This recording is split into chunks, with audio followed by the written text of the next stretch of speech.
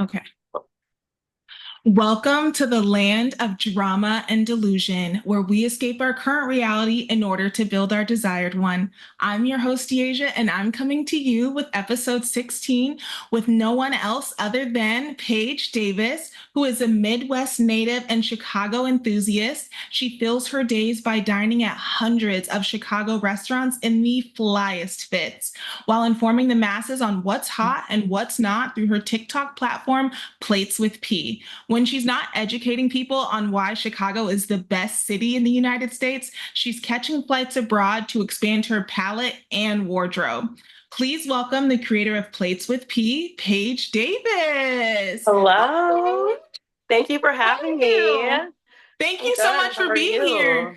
I know you stay booked and busy, so thanks for squeezing us in on Dramatic and Delusional. I know the double D's will love to hear you out this episode. I'm so excited. When you asked me, I was like, oh yeah, we're doing it. I'm so excited to be here.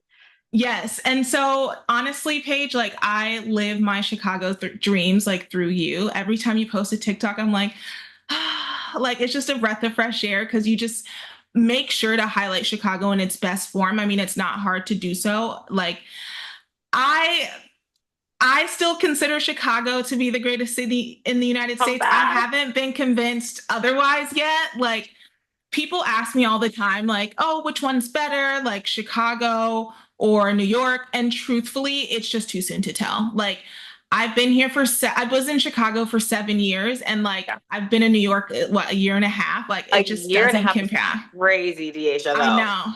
I Oh my know. gosh. I feel like it was just last month that we were at dinner, and I'm like, so I'm moving in 2 weeks. And I was like, wait, no, you're not.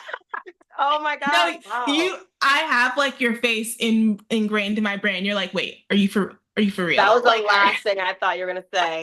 I'm like, I would have said like an engagement before that. I'm oh like, my God. oh my No, gosh. I'm literally gonna be like 60 million before that happens in engagement. Same. But It's okay. we'll get to the dating. We'll get to the dating. But of course, when I have a guest, and honestly, when I don't, we can't start out the pod without doing a pour up. What are you drinking this evening, Paige? This is Decoy Chardonnay. I did have a different one I wanted to drink, a Uh-huh. different Chardonnay, but the cork is broken. So we're not Oh, doing okay, okay. that. Um, and you'll be surprised. I feel like when you were in Chicago, I was more of a red wine person, and You were. I've completely converted. Like Okay, tell us what your palate is like now. We love an evolving palate. I'm honestly Chardonnay is not my top pick. It's like a Sauvignon Blanc, but Yeah. I'm so into a white. I do like a Chardonnay. Even like a good orange, a good funky orange. And I still like red, of Yes. course. Always will like Malbec and Cab, but I feel like they make me tired. Yes. Okay. That is what I've been saying. Like, they make me so tired. And, like, honestly, I feel like I can't drink that much I red without know. feeling like upset stomach, a little nauseated. You know what I mean? Like, is this going to come up? I don't know. That's never been the case until I think my body's changing like each year, like what I can tolerate. It And is. now Is this red what wine's maturing is done. like? Yeah, I guess. Like, I guess so. Like, okay, today I'm drinking an orange wine, of course. Mm, It's my fave. I love orange wine. And if I'm not drinking orange wine, then I'm drinking probably Riesling. I I love a Riesling is Riesling. your It's my favorite. girl. It's called Humante. And it's New It's York. good. It's based in New Looks really York. good. So I'm gonna pour up. Let's get some going. Is this your first time trying it? Yes, this is my first time. The seller, he's like, this is my last bottle of it. So I'm like, okay, well then it's for me. Let's try it. Cheers. Yeah. Virtual cheers. Cheers. And I love your wine glass. It's so Thank funky. you. Right? It's so like asymmetric. What is it? Classy with an edge? Is that your That's my Yes. slogan. That's literally my slogan for life. Okay, Like but it fits like through all themes of your kitchenware, your clothing. I You try. I know, try to have a it's theme. lovely. You're consistent. We love that. So just to break the ice and get you started, we're gonna start off with some rapid fire questions. Just, yes, no, maybe so. Whatever comes to mind is the right answer for you. Okay. Okay. Okay. Good. And I do want to highlight that I'm currently using my Plates with P coaster. I love when I've seen people use it. It literally it It's was like such like so a cute. funny thing and people actually have used it. I'm like, oh, I love that. No, I love a gift that's practical. Like, Love. thank you. I'll be giving Okay. out more. First, Mexican or Italian? Ooh. I would say Italian, but it has to be like straight up old school Italian. Like none of the new modern Alla Vita, none of that. Okay. OG. OG or nothing. Okay. Cocktail or wine? Cocktail. If it's a Cocktail. really good mezcal cocktail, that's beating wine any day. Mm-hmm. Okay. Favorite place you've traveled? I think Iceland. Iceland. What was your Yeah. highlight of that trip? We went to glaciers and waterfalls at 12 a.m. and we went like during like the 24, almost 24 hours of lightness and it was like midnight Yeah. and it was still like so bright outside. It was like unreal. Life Yeah. changing. Like that was my favorite for sure. Okay. Dating app or blind date? At this point, blind date, I'm done with the apps. I can't do it anymore. Like it's tragic. It's tragic. I swear Hinge used to actually be like a good place to meet somebody like a few years Right. ago. And Yeah, it's blind date. just trash now. Blind Tumbleweeds date. going through. Okay. New shoes or new bag? New shoes. New shoes. Okay. Thrift or brand new? Brand new. Okay. Okay. Lake or ocean? Ocean. Okay. Ocean. East Coast or West Coast? You know, when I went to the Hamptons in May, that was like the first time where I was like, you know what? The East Coast is kind of taking it. But I'm Okay. such a California person, so it's Yeah. hard. But I feel like I like more of the East Coast and I just like California, if that makes sense, Okay. of the Okay. That West makes Coast. So sense. yeah, Because you lived in the Bay for how I long? did for 7 months and I Okay. loved it. Like I'd live back there again or LA. But I do Okay. like a But lot of the East like, Coast. you're moving to California tomorrow. Are you going north or south? I'm going to LA because I already did the Bay and Okay. I Fair. really want that experience. Okay. Yeah, That's fair. yeah. That's really fair. Okay. Takeout or dine in? Honestly, takeout. Nice. Like the comfort of your own home. Yeah, Yeah. it's just easy sometimes. Okay. If you didn't live in Chicago, where would you live? I honestly had this answer prepared. The Bay, LA, Houston, or DC. Houston or That's DC? just domestic. I don't know where I'd live outside of the country, but like for sure, those are the four places I'd move in this country. Okay, okay.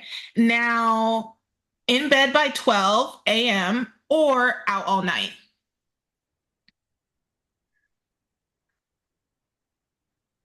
Mm,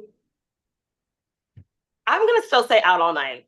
Okay, city girl. Yeah, City I'm gonna girl say through out all and night. I'm through. gonna say out all night. Yeah. Okay. Girls trip or vacation?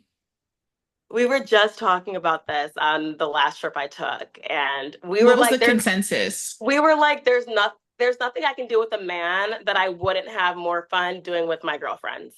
Okay, so girls trip. I think girls trip, but I love a good vacation. I do. I really do. But I think Right. girls trip. Okay, girls trip. Okay. Sweet or savory? Savory. Okay. Sunset or sunrise? Sunset. Okay. Arrive early to the airport or arrive with just enough time to make boarding? Just enough time. Even international trips? Even international trips. Oh my Because God, you daredevil. if I'm flying out of O'Hare, it's like I just know the deal. Right. If it's a different airport, then maybe I'll give myself more time. But O'Hare, international, domestic, I got I it. feel you. Some people really enjoy like being in the airport, and I don't. I I do not like being in the hate being airport. in the airport. I Yeah, it's love the traveling. worst. Just get me there. Teleport me. I hate the airport. I hate It being on the is plane. 2024. How come we don't have So teleportation? I don't get it. It's coming. I promise it'll come by the time like we'll see it in our lifetimes. I feel like Elon has something cooking. he'll get me with that. I'm not doing the Cybertruck, but if he does teleportation, he'll get me. Okay. Would you rather on a plane sit next to the person right next to you is smelly, or would you rather have a screaming baby right next to you? Honestly, probably screaming baby. Screaming baby, because it just like goes numb after a It while. just goes numb. My headphones are already on max anyway. I am a pretty deep sleeper, even on a plane. I can probably shake that off. But if you smell, like that's really gonna bother me for the whole time. Yeah. And you can't get it out of your You can't get nostrils. around that. You just can't. Oh, yeah. Yeah. I'm trying to think if I've ever had any. I've definitely been on a plane with a screaming baby. They weren't directly Not next to next to me, me. Yeah. but I still heard them, you know? No, But still heard them and still it's like, but then it's like, I feel more so bad in that situation because you know the mom or the dad is like mortified. stressed. When And you then smell that, they just don't care. right, you have no decorum. And even the people who are annoying who get mad at the screaming baby, it's like, one, the baby can't control it. Two, the parents already feel bad. So They there's no already need feel to awful. shame or get upset with the parents and stress them out more and make the situation more hostile, you No, know? no. Extend this is time where you need to extend grace. Grace, literally. And it's like, honestly, if anything, it's just birth control for me. But That too. I'm That like, too. good thing this is not my life. It's not like things could be a lot worse. Like this is not my life. Thank God. So Oh my I just let gosh. it Okay. go. Well, okay. So now that we got you warmed up, answering a few questions, give people a pulse of your taste and likes and dislikes, I want to get into your social platform plates with P. First, let's get one thing clear for all the listeners. In your opinion, what is the difference between an influencer and a content creator? Is there a difference? I like breathe because I'm like, this could be a very long-winded answer, but at the same time, I feel like it should not be a big distinction. I think in essence, the two are the same, but I think the way that like society and social media perpetuates what an influencer is, it has a bad rep, and you kind of want to like avoid kind of calling yourself an influencer, whether Mm-hmm. it's like just being out of touch or you've seen so many influencers with like racist past Yeah. or they just kind of seem unappreciative and like things like that. I think that's like a reputation that influencers get. And I think content creator is a term that's way more like new. Yeah. And I haven't seen that too much in the past, like before the past few years. I do like the term content creator because I feel like it's more of a niche. I feel like Mm-hmm. it's also with just like putting creator in the term, it seems like it's a lot more like artistic, personal. Um, and then of course with the term influencer, like there's so many influencers, but I'm like, you couldn't influence me to buy a box of cereal. So it's like, what are you influencing? Yeah, for And sure. so I think there's like that distinction, but at the same time, I kind of think they're all one and the same. Personally, though, for me, I think if you were to ask people that like watch my videos, they'd probably say I'm an influencer just by the Mm-hmm. nature of what I create. Like my content is very much like here are restaurants you should try, here are bars to try, here are like stores that I like in Chicago. Yeah. Um, and so to me, like I don't necessarily like to call myself an influencer, but I think by proxy of what I do, I think I am influencing people and I recognize that. So it's kind of an interesting like spectrum. Yeah. And I feel completely agree with your POV. And honestly, whether or not you identify as a content creator or influencer, you're still influencing the masses, whether intentionally or not. I think where people, or the reason why maybe some people try to put in distinction of oh, I'm working with brands to market and hope for sales in this aspect rather than just I want to put you on to my day to day life and how I Exactly. experience Yeah. life. And I So definitely true. think you're the second of So this is true. what I do on the regular and it's fantastic. Maybe you should try it and see if you love it as well. Exactly. And it's not my job, like my full-time Yeah, job. So I think influencing kind of has that like connotation as well. Like this is your job, you right. know. So I Buy this totally so I agree. can pay my light bill. Literally. I'm like, oh, okay. But I would like to get to that point, but you know. No, I get you. What encouraged you to start putting your life on social media? That's also funny because I've always wanted to do this, but it never manifested into anything. And when it Mm-hmm. did, it was accidental. So it was like kind of like intentional, but also an accident at the same time. Like I had a YouTube page growing up, didn't really take off, just loved, like I was into the fashion, the Yeah. beauty thing. I wanted to do that so badly. That didn't take off. And then I had a TikTok that I had like on private that I would put like dance trend videos on. Like it had like Mm-hmm. 20 followers. Like it was on like not to be taken seriously. And then so I kept seeing all of these like content creators, influencers in Chicago posting restaurants that I would give a two on like a good day. And I was Yeah. like, this is too much. I'm like, first of all, this does not seem, it seems very one-dimensional to Chicago. Like you're seeing one neighborhood, one part of the city.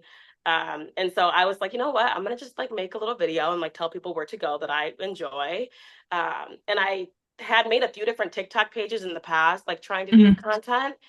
And then I took my dance TikTok off private, posted one video, and it blew up. So ever since then, Oh it my kind of God. just was like, I kind of just went with it. But it was like, once again, like the one page where I was like, oh, this is like a joke. That's where it took off. So What video was the your first viral one? it was the first one I ever did that got like over 1,000 likes was I was saying, don't go to Broken English. And I gave, like, I did like a don't go here, go there Okay. instead series. That's how I No, kind of those are so started. good. And Broken English was the place I was like, don't go. And I gave a ton of other like Mexican recommendations throughout the city, like more authentic, Mexican Hmm. owned, things like that. So that's what like the first video that kind of took off was.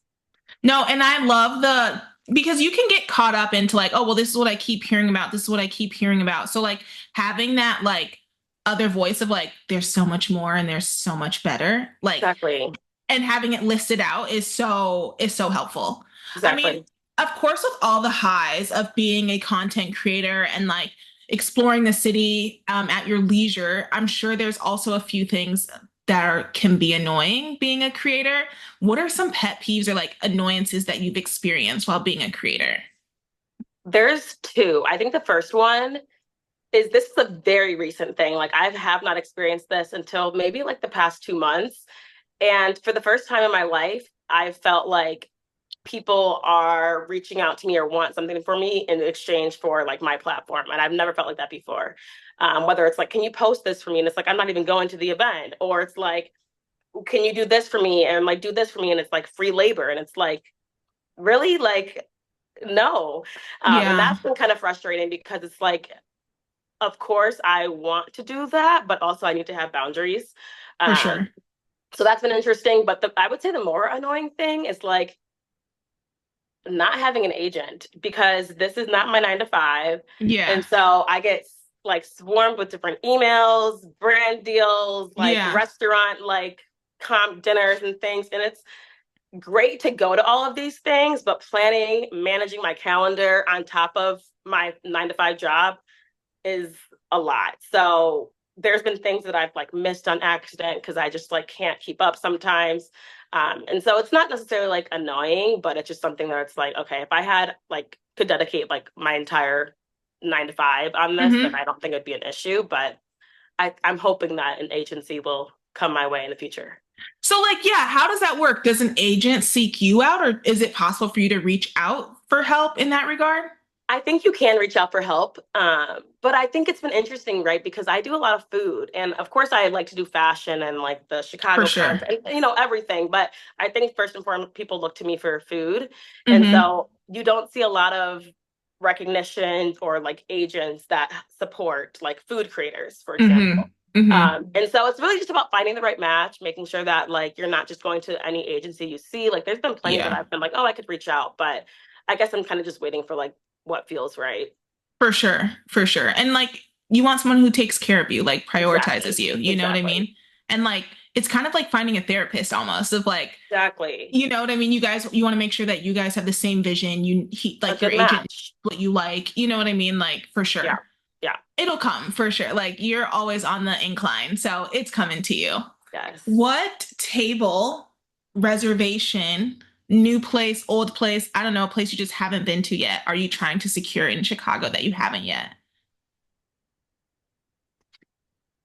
Hmm. I know you've There's, like 6 million trillion restaurants in Chicago. It's probably hard. You've I been to so know, many I'm trying places. to, oh, I do think there's one that's like just been meaning to go and have not gone to, Both House. And it might be Buff House. It's Hmm. French. It's in Humboldt Park and it's like a French steakhouse. And I've been meaning to go. I've had reservations and we've canceled them, just things fell through. So I've been dying to go there. And then I've also been dying to go to Del Rooster in Westtown Okay.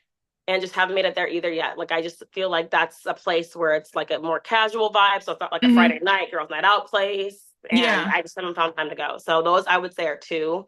But whenever I say I'm meaning to get to a place, it ends up that I go happening. soon. Yeah. So I'll go to both soon. What's Del Rooster about? What type of cuisine is that? It's Latin American. It's a family-owned spot. Hmm. And the menu looks so good. And I'm always so intrigued by a restaurant that has like nearly 5 reviews with like over 100+ reviews. Yeah. And if you look at the reviews, like every single one is like 5 star and just raving about it. So I'm like, I must go. So it's like a local little restaurant. So Okay. Let's go, Del Rooster. Is that I what it's called? know. Del Rooster? Yeah, Del Rooster. Yeah. Okay, okay. Maybe you'll end up there this week or like next I week know. or I hope something. so. I Just hope so. because you I feel spoke like it that would into be a place existence. that like me, you, and Hannah would have gone. Like Oh, second. Like that charcuterie would and have been shit totally our talk. place. Yeah, I miss Oh, us. Uh, so good. So guys, charcuterie and shit talk was what was it? What would you call it? Like a dinner club? yeah, Kind of. It was like a an small dinner exclusive. club. Yeah, It was like an very exclusive. Very exclusive. exclusive. We were the trendsetters, to be honest, Paige. Dinner club between myself, Paige, and our good friend Hannah Shalabi. Miss you guys so much. And so it first started out once a week, guys. We were really in action. Once a week, every Tuesday, I think, Yes, we every would pick Tuesday. a new spot in Chicago. And when I tell you guys, we would order the entire menu order the entire menu. I don't know how we had that much money. I don't do that anymore. I literally Girl, don't live like that anymore. does this show the inflation that we were able to just Yeah, that's so our, true. you Pandemic know, was such a joke. right? So like we would order the whole menu and like just dine out, and we had a criteria as well of like cuisine, ambiance, cocktails, Drink, service, service. Oh my. and like we would rate it, and then we had overall experience, and we would post it all on our socials, and like we were known as like the It dinner was girls, like me, established. yeah, charcuterie and shit talk, because like we would eat, be merry, but like we would always discuss our lives, what was going on. One of our last charcuterie and shit talk dinners, maybe our last, like that's when I dropped the bomb to them that I was Yeah, moving to New that was York our in last. like Yeah. 2 weeks, and that, you know what I mean, like obviously that put a little rigid in our Wrench. Yeah. program, yeah. And so I just loved it. I still to this day, like Paige and Hannah are like my favorite people to dine with, just because like they're not afraid. I know how they like to dine. It's very Oh similar yeah. to me. Like we like to experience things, and like we each bring something to the table Different. Yeah. that makes the dining experience like so unique. Hannah, she has several years in the hospitality industry, so she brings Oh a yeah. lot of education. Like Hannah taught me what orange wine was. Like She's a why it says sommelier. yes, like why, like what it means to be like to have like skin contact and things like Yep. that, like with wine. Like Hannah taught me that.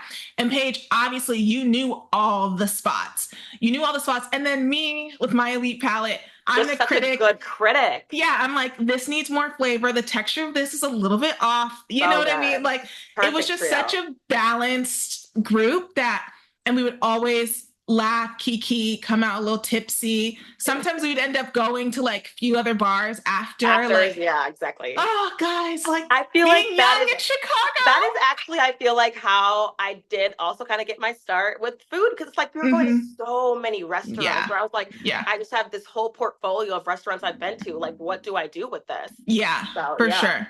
Guys, love us, like love us. that was like when I was in middle school, I pictured that for myself of like, oh, I'm gonna be in the city and going to dinner with my girl, and like that was life. Like that We were was girlfriends. We were Sex in the City. Like it was so like early 20s. It was we were amazing. it was fantastic. And then now jumping back into TikTok, which is honestly just such a whirlwind. Did you have any reservations before putting yourself out there on the scene? Because the internet can be a brutal place at times. Honestly, I didn't. And I think it's because I didn't think before I did it. I posted like a few videos and they took off, and at that point I was already in it and I was like, okay, let's just go with it. And so I think if I would have like kind of sat and toyed with it for a little bit more, I would have had more reservations. I Mm-hmm. will say when I first started posting, I still had like my profile views on. So you would see people from like high school looking at your page and I'm like, turn this off. We can't do Yeah. that. I actually blocked a few people because I'm like, you shouldn't even be looking over here. Um, Please. So I think that was like the interesting part that I didn't really like think. I kind of just got sucked into it. So no reservations, but I think the crazier part was when I was recognized for the first time in public and I was like, Sure. oh, because I was like, oh, this is just like fake on the internet. I'm just posting. And then I was like, wait, no, this is real life. Like this is translating to real life.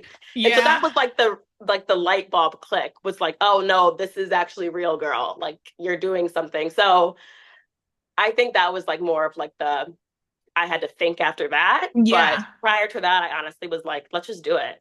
Were you like really puzzled in like your first like real life interaction with a person who followed you? I feel like I blacked out. Like it was so wild. Like it was the first time I did get recognized. Me and my girlfriend were walking on the street, and someone that was dining at like a patio had like Mm-hmm. yelled from the patio. And I was like, who are they talking to? Like, and Yeah. it was like that. It wasn't like hey, they came up to me, like tapped me on the shoulder type of Yeah. interaction. So, like, seeing it like that, I was like, whoa, like, people like see like my videos. I'm like, wait, this is actually crazy. So no, it's just really cool to see that in real time and like put a face to like an avatar online, Yeah. So Yeah. that's been like the coolest part.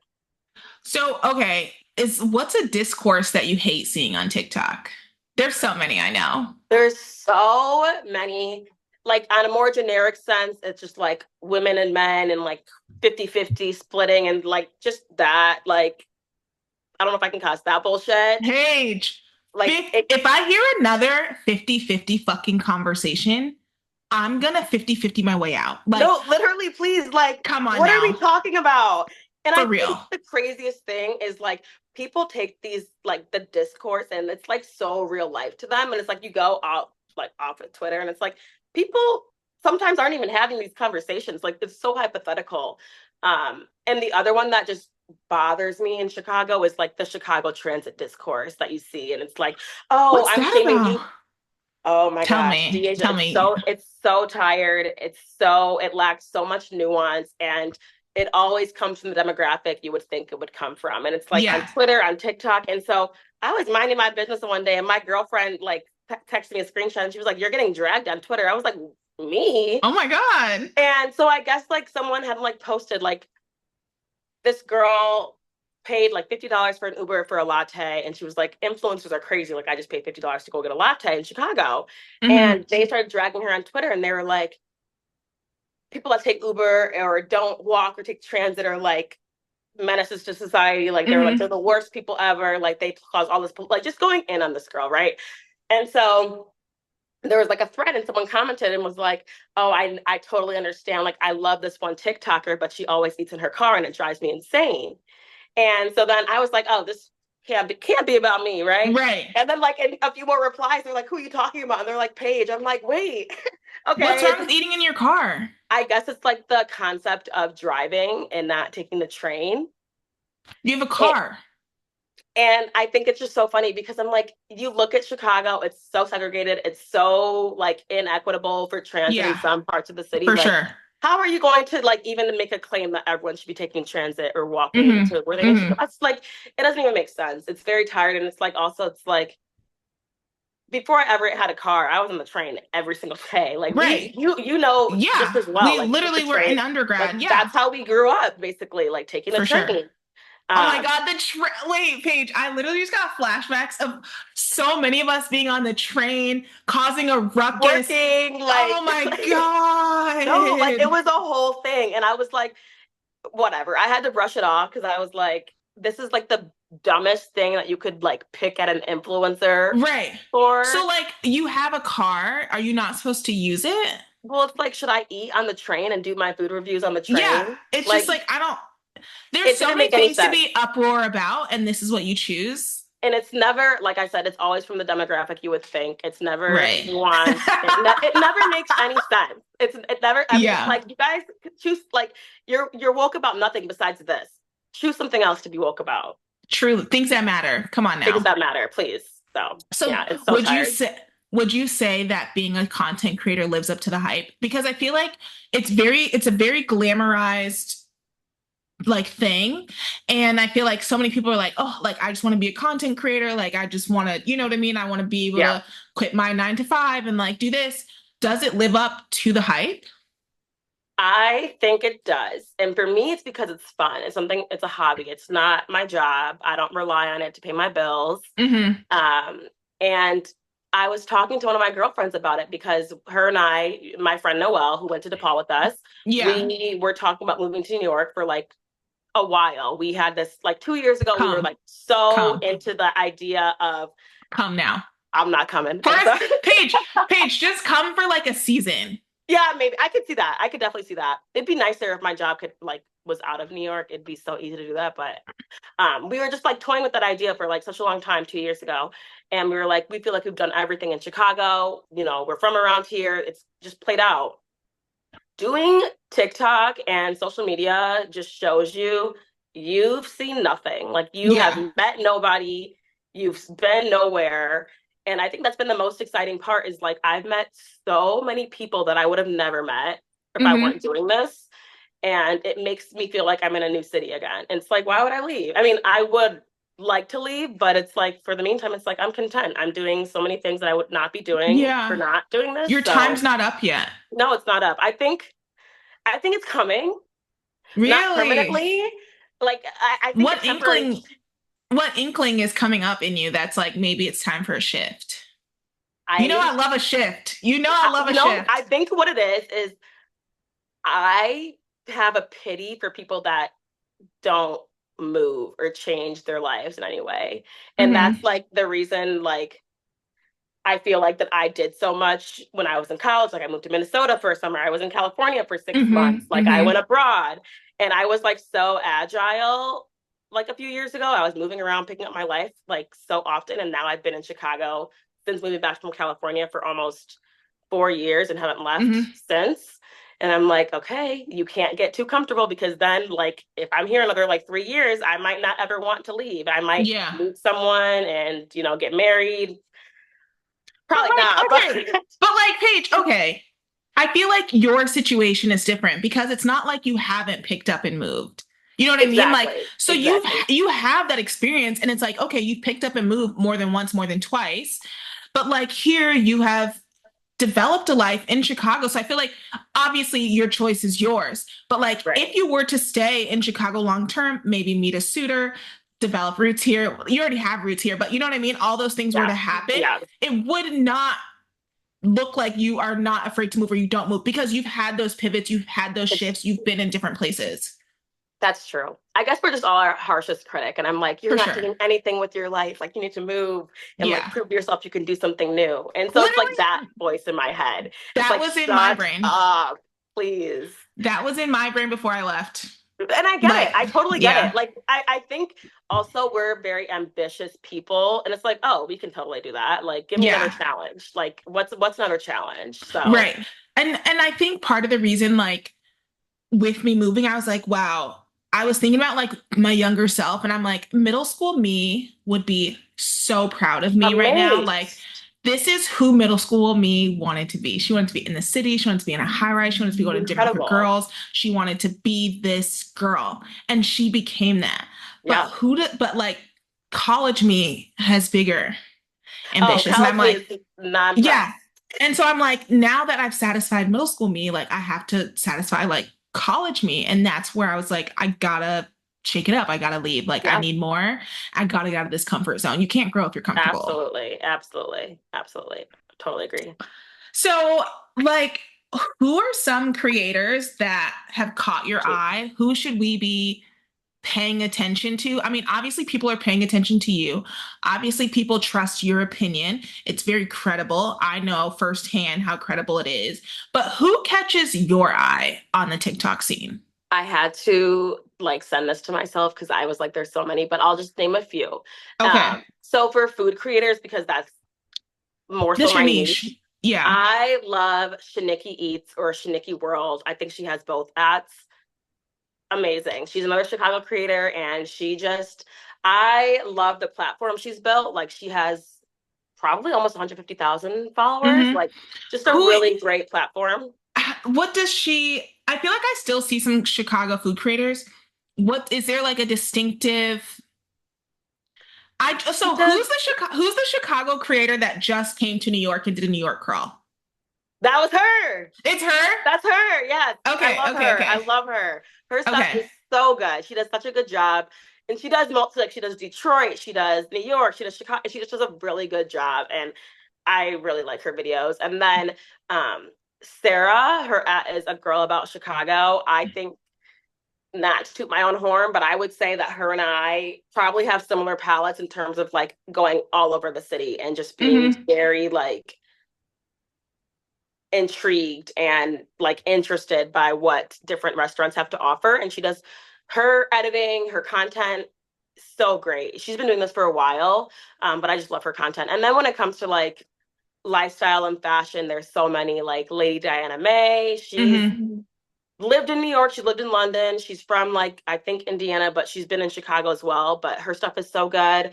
Um, my like we're mutuals, and then I have another mutual, Lolly, and she just moved from New Orleans to Chicago. Her Oh, fun. accent, you will know her by her accent, and Yeah. she just does so many fun things. I just love her. She works at like I love her. And then Sounds About Angela, she's great for like 40 plus content, but also just so relatable and just such an inspiration to kind of like see how she navigates her life. And I'm like, I want to be that. Yeah. Um, and then just a few others like Talia Cadet. She's known for doing lists. She's Mm-hmm. based in DC. Another one of my mutuals. I'm like dying to meet her. She's so cool. And then like some more like bigger ones. Um, I love Bella Harris, who is Okay. Jimmy Jam's like the producer, her daughter, Oh, or his wow. daughter, and she just started like her YouTube, and I just love her stuff. Um, and then for fashion, I like the Cambino. She's from Australia, Black lady from Australia, and just does a phenomenal job of like reporting. Mel Renee is a stylist in New York. I love her. And then Shelby Ivy Christie is like another fashion girl that I like. And I think she's at Central St. Martin's. She's doing like some degree at Central St. Martin's. So like a really prestigious fashion degree. So I just like her as well. Okay. So just a few people. I wrote a bunch down, but I was Yes. like, these are like I love them. Most of them are Black women. So That's amazing. There's this one creator, and she is Egyptian. She actually lives in New Jersey. And when I like, she's my style icon. uh, She's my style icon. don't you I just love when you find a creator that's like, this is what I was looking for? Like you Yes. are the And blueprint. what the icing on the cake for me is that like she recognizes my app. Ooh, She's like Deasia, like she's like I remember her birthday just passed because she is a Libra, so hence why I she's love my her style already. icon. You know what I mean? Libras know what they're doing. And like her birthday just passed, and I was like, she like was like, okay, well, I'm gonna wear this or this for my birthday. And I'm like commenting like my opinion. And she's like, Yeah. Deasia, you're the one who told me to like change my pants in my last birthday fit. And I did, like, and then I like Send me commented my her ad. opinion. I will. She just got engaged on her birthday. Like she Oh, is when I tell like me, my personal style is like a classy street style. very classic. Yes. Yes. Classy street style, I think, is like Yes. my style in a nutshell. Like I'll look super classy and still put on a pair of sneakers. You know what I Absolutely. mean? And like she embodies it. So her name is Rana, and like she's just so I'm I'm so excited to look obsessed. at her And content. I'm so excited. she's so since she lives in New Jersey, she's always in New York. So my desire is one day we'll run into each other. Oh, And you I'll be like, will. I'm Deasia. And you know Like, what I mean? It would be shut like up. that. I love that exchange. I love that. I love that. That's like Because people, my you can recognize people that like comment on your videos, and it's like, yes. you have a community. It's so cool to like see that play out on both I'm gonna sides. s- I'm gonna send you her because I think she just has impeccable style and she's super down to earth. I'm I so love her. excited. I love How old is her. she? She is in her 30s. Ooh, She's like in her early to mid 30s, that's probably so, like yes. 33. I know, girl, 3 years and I'm hitting 30. I can't wait to be 30 though. I I am can't excited, but wait. it's just so like crazy to think about that. I know. But I can't wait. Like honestly, I think we have the same POV. Like it's cuter to be like I'm 30 versus like I'm in my late 20s. You know what I mean? To say I you're feel like 28, please wrap it ick. up. Like Wrap I it feel up. like it's cuter to be like new in the decade rather than like old in the decade. And you'll like this. I was actually reading on Twitter about the astrology behind it, your Saturn return is in your late 20s. So like your Yeah. 27, 29, that's like some of the hardest years. Your Saturn return, you're like fully developing like your first Yeah. cycle. You rebirth after that. So that's why it seems so cute. And I was like, Makes I love sense. astrology. I did like a Saturn return calculator, and I don't know if it's legit. We'll see. But it says my Saturn return is supposed to happen when I'm 29. I think it probably is true. Yeah, it's supposed to be like I think April of my 29th year. Report back to Um us. and my Saturn is in my 7th house. Yeah. Wait, oh my gosh, wait, you might get like cuffed after that for like, you might get married after that. Oh Lord Jesus. I don't know. It's not looking that way Note this today. now. Note this today. But yeah, I just like we'll see. Like I'm excited for my Saturn return. Honestly, like we'll get to this later, but I've kind of like paused on dating because I'm just like I haven't had my Saturn return and I know it's not gonna work out for the most It's just part. hard. It's just hard. It's just hard. And like we said in the beginning, the dating pool is just trash to begin with. So Be who in it. knows? But Yeah. anyway, you have recently just done your second event in Chicago. This one was rap and roulette. The Yes. first one was R&B and roulette. So tell us all about it. How did this come to be? How did you conceptualize the idea? Let's get into Paige, the event producer.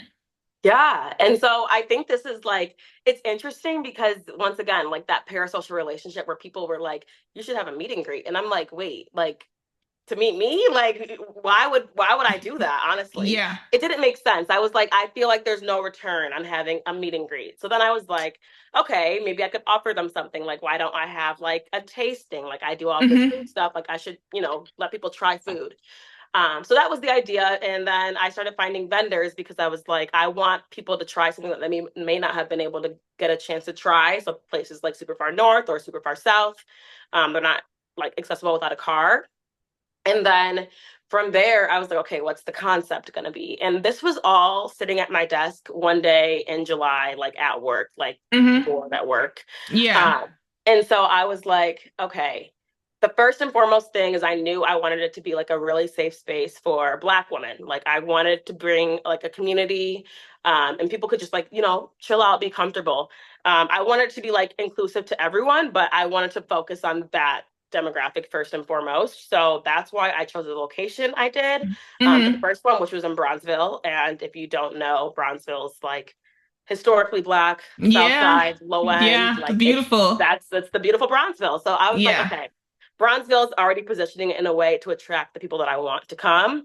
And then the R&B was, of course, we all know R&B is also historically Black. Yeah. And I was like, I just want to be good vibes. And my biggest critique when I go somewhere generally is not even the vibe, it's the music. Like, I For don't care sure. what people are doing. If the music's good, I'm going to have a good time regardless. So, Yeah. I feel like you can be sober if the music's good, you're gonna have a exactly. If great the music's time. good, you're going to have fun. So, I wanted to make sure that that was already taken care of as well. So, I had the R&B part, and then the roulette part came because my party last year for my birthday, I had my friends and my family come, and I told them to all bring like their own bottle of wine. Mm-hmm. I provided food, of course. I got the venue, like all the Yeah. entertainment. But I was like, okay, just bring your own wine, just save me some money, right? Right. And so everyone ended up putting their bottles of wine like on this counter that turned into this bar. I didn't have a bartender, but people just kept going back up and like getting different like Yeah. wines. And they were like, wait, this is actually so cool. Like my auntie came up to me, she was like, girl, I just tried orange wine. I was like, what Life do you know about changing. orange wine? Life Right. changing. Yeah. And so like that kind of got the wheels turning. I was like, wait, this is a really good idea. And so when I was thinking about it, I was just like, okay, it's kind of like a roulette. Like you're kind of just going in blind to see like what Right. wine you like. And so that's how I put together R&B and roulette. And then that same day I got on like Chat GPT. I was like, write up a description for Posh. I got the tickets live. I sold tickets that day to friends and family, did not even book the venue yet. Cause I was like, if I Yeah. sell tickets, I can use that money to book the venue. Mm-hmm. Mm-hmm. So it just all Strategy. came up. It all came up in like one day. And then from there, we had like a month to plan and execute. And then I did another one and I made it wrap for my birthday. So Amazing. And so what's that process look like with like selecting the food vendors that you have?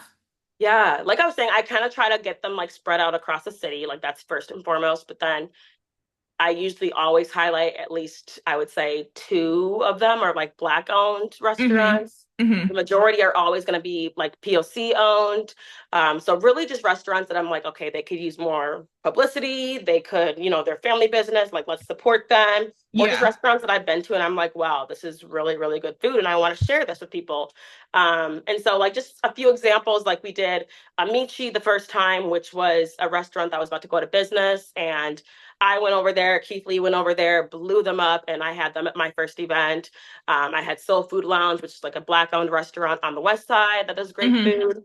The second event, I had Novel Pizza, which is a pizza place in Pilsen. I believe it's Mexican owned. I had Pollo Express from Pilsen, which is also Mexican owned. I did Tita Tootsie's, which is like a Filipino take on like fusion type food. Also, like some Black ownership is in there as well. So just trying to work with the community to find like what makes the most sense. But I think that's like the most fun part is like finding the vendors and like For figuring out sure. like who I'm going to showcase. Yeah. And like, do you plan to have more of this style of like the roulette style, or are you thinking of maybe like your next event, you're going to switch it up and try something new? Or is like, what are you thinking regarding your next event? I honestly think the roulette makes it so special. I think it like going forward, I'll still do the roulette. I think people enjoyed it for my birthday. The wrap and roulette, I did have like a mezcal cocktail on deck Mm-hmm. because it was my birthday, and that's For we all sure. know I It's drink signature mezcal, you. so Yeah. signature. Um, but I think I would do it like that. I think the only complaint that I had about second time is that I think there was 175 in the room and I had two bartenders. So I will still do the roulette, but I'm like, okay, maybe next time I have five bartenders just to kind of Yeah. offset the lines. But I think the idea, I think people love it. I think people always get so lit. And it's kind of like Yeah. you bring your own bottle of wine, you spend what, $15 in a bottle and you get Right. a wine for the rest of the night. Ample. Yeah. So it kind of just works I out. I loved your first event. I was so happy that it corresponded with the time that I was going to be in Chicago. Like Dude, I was that so happy you could go. that weekend was so special to me, like because The it had been a best. year since I had been back in Chicago. Like I had that was like when I left, I had not been back. And so Such a good to like weekend. be with all of like my friends, you know what I mean? And like, okay, we're celebrating my birthday. That was fantastic. The boat day was so perfect, so much fun. And then the next day, it's like the vibes continue, The and Paul it's your yeah, reunion. and it's like your event, and the DJ was DJ. It was a DJ Cash era, Yes. Yes. super fantastic. The wine was amazing. Like the weather was perfect. Like that weekend was so wholesome and So so good. So happy good. for me. Like I was so happy that I got to experience the very first Plates with P event. I'm so And I happy know you were there will there. be so many more. So I'm so happy to like continue to support and to go. So my double D's, if you're based in Chicago, please be on the lookout for more events with Paige because she knows what she's doing, guys. She knows how to make a good Thank time. you. Thank you. It's like a warm hug. I think January. Okay, January. Like, I'm is gonna it do like going like to be like a New Year's type thing or no, what? it's gonna be like a fuck dry January type of thing. Because Okay. like everyone is so sad and dreary during the month of Yeah. January. I thought about doing like a holiday mixer, but I'm like, Hmm. holidays are hard. People are busy. Right. It's just People are hard. already So I'm booked like, up. what if I Yeah. do something in January when no one has any plans You and need like the hit people up? serotonin boost. Exactly. So I'm like, let's do that. So I think that's what I'm gonna do. So Okay, I'm excited. Now you got to think of like the next venue. Oh my God, it's going to exactly. be I great. It's know. going to be I great. know. So now we know you know how to throw an event. We know we need to trust you when it comes to food recommendations, restaurants, takeout, whatever the case may be. But you are always, no matter what you're putting people on to, you're always going to look fantastic while doing so. Thank you. So we cannot have you on the pod without discussing your fashion. And might I add, Double D listeners, she is a Libra. And as I have described previously, a Libra really pays attention to detail. They are ruled by the planet of love.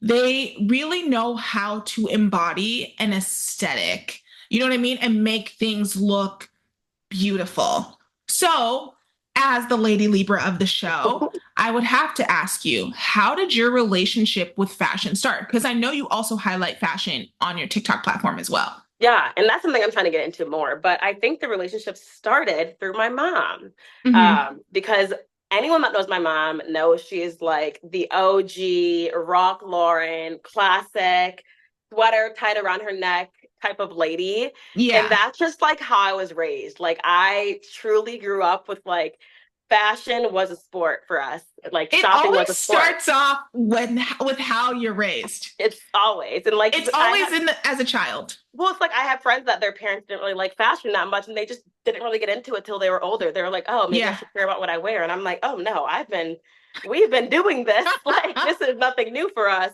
Yeah. So I think that's how it started. My mom loves to shop. Like she will go shopping at Target and like have the best day of her entire life, finding clothes like at Target. I'm Yeah. like, girl. Um, and I think also it started because I grew up dancing. And so being in cheer, being in dance, like we didn't wear uniforms. We had costumes. And like some of them were like almost like art pieces. And so I think being in the glitz and glam, doing your makeup from a young age, doing your hair, just kind of being Yeah. presentable at all times, I think that also sparked it. And then just growing up on YouTube, I was obsessed with like the beauty and fashion, like the OG beauty and Yeah. fashion bloggers. So I think that kickstarted it as well. Do you have any designers that like inspire you or that you're just like you were pivotal in my like appreciation for this art form? Yeah, there's a lot. I would say I love Ralph Lauren. I love Kirby from Pure Moss. Hmm. I love Faye Noel, or I don't think that's her name. That's the brand. I believe her name is Faye though. Hmm. Love her stuff. I actually got to go to one of her shows in New York and it was Oh, amazing. amazing. Okay. Um, Black woman, just amazing. I love Andrea Did Amaya. did Faye Noel have a collection or a collaboration with Target? That is, wait, did they? Wait, did I they? feel I could be I know lying. So Christopher John Rogers did when I was going to mention him as well. I know he did Target, but I love Christopher. no, I think you're right, Deasia. I think They Noel did have a collection with Target. I think I they think they did. did, right? I Okay. totally think they did. Yeah, I love her stuff. And then my favorite brand is Marnie. So I love Francisco Rizzo. I love his stuff. I love like Jonathan Anderson, some of the big Oh, people at the JW. just so good. I know I'm missing someone like a huge person right now, and I'm gonna regret it, but that's off the top of my head. I feel like, okay, similar to you, like my mom is my inspiration to how I present myself out in the world. Like, if there was one, like, I grew up in a household where it took forever for us to get ready. One, just because there were so many kids, but then, Yeah. like, two, just because, like, my mom was so detailed, like, your hair is done. Now, I grew up in the environment where I wore my slip and my like accessories to church, and then I put on my dress at church so that I wouldn't mess it up. I need to point something out because I don't know if everyone that's listening knows the backgrounds that Deasia and I came from. Deasia, you're the youngest of five, Six. six, six. I'm the oldest of two, but, or really, anyway, but our parents are older. And so when we talk about going to like putting your slip on, like Yeah. these are old head Yeah. parent Yeah. things that Old they taught school. us, like very Yeah. old school, like parents born in the 50s, like type of thing. Yes. Yes. So And we got yes, like that millennial for sure. upbringing That's why, while still being like Gen Z, if that makes sense. Paige, you have no idea how it stresses me out how I technically have to call myself a Gen Z, but You're it's a like Gen Z, babe. culturally, I I am know. raised millennial. Like, Same, you know what I mean? Like, same. I'm raised by parents who refuse to conform. You know what I mean? Absolutely. And then Youngest of older sibling, 16 like, yeah, grandchildren. Like, no, right. I'm millennial to my core, but we're not. It's technic. Okay, I'm Gen Where's the Z, but like, millennial? Where's the millennial? zillennial. We That's what can I say really too. claim that. We can really, Right. because I even think there's a difference with like people that are born in like 2000 or 2001. I'm like, you don't get it. You don't No. get it. And like I grew up wearing like the frou frou frilly slip, and like my mom is super religious, so like Sunday was Absolutely. her like fashion show for her kids. Like every Sunday, I remember faithfully like, oh Lisa, look at the girls, like they look so good, and like bows in the hair, ruffle roller coaster ruffle socks, Ruffle patent leather socks. shoes, yeah. Yep.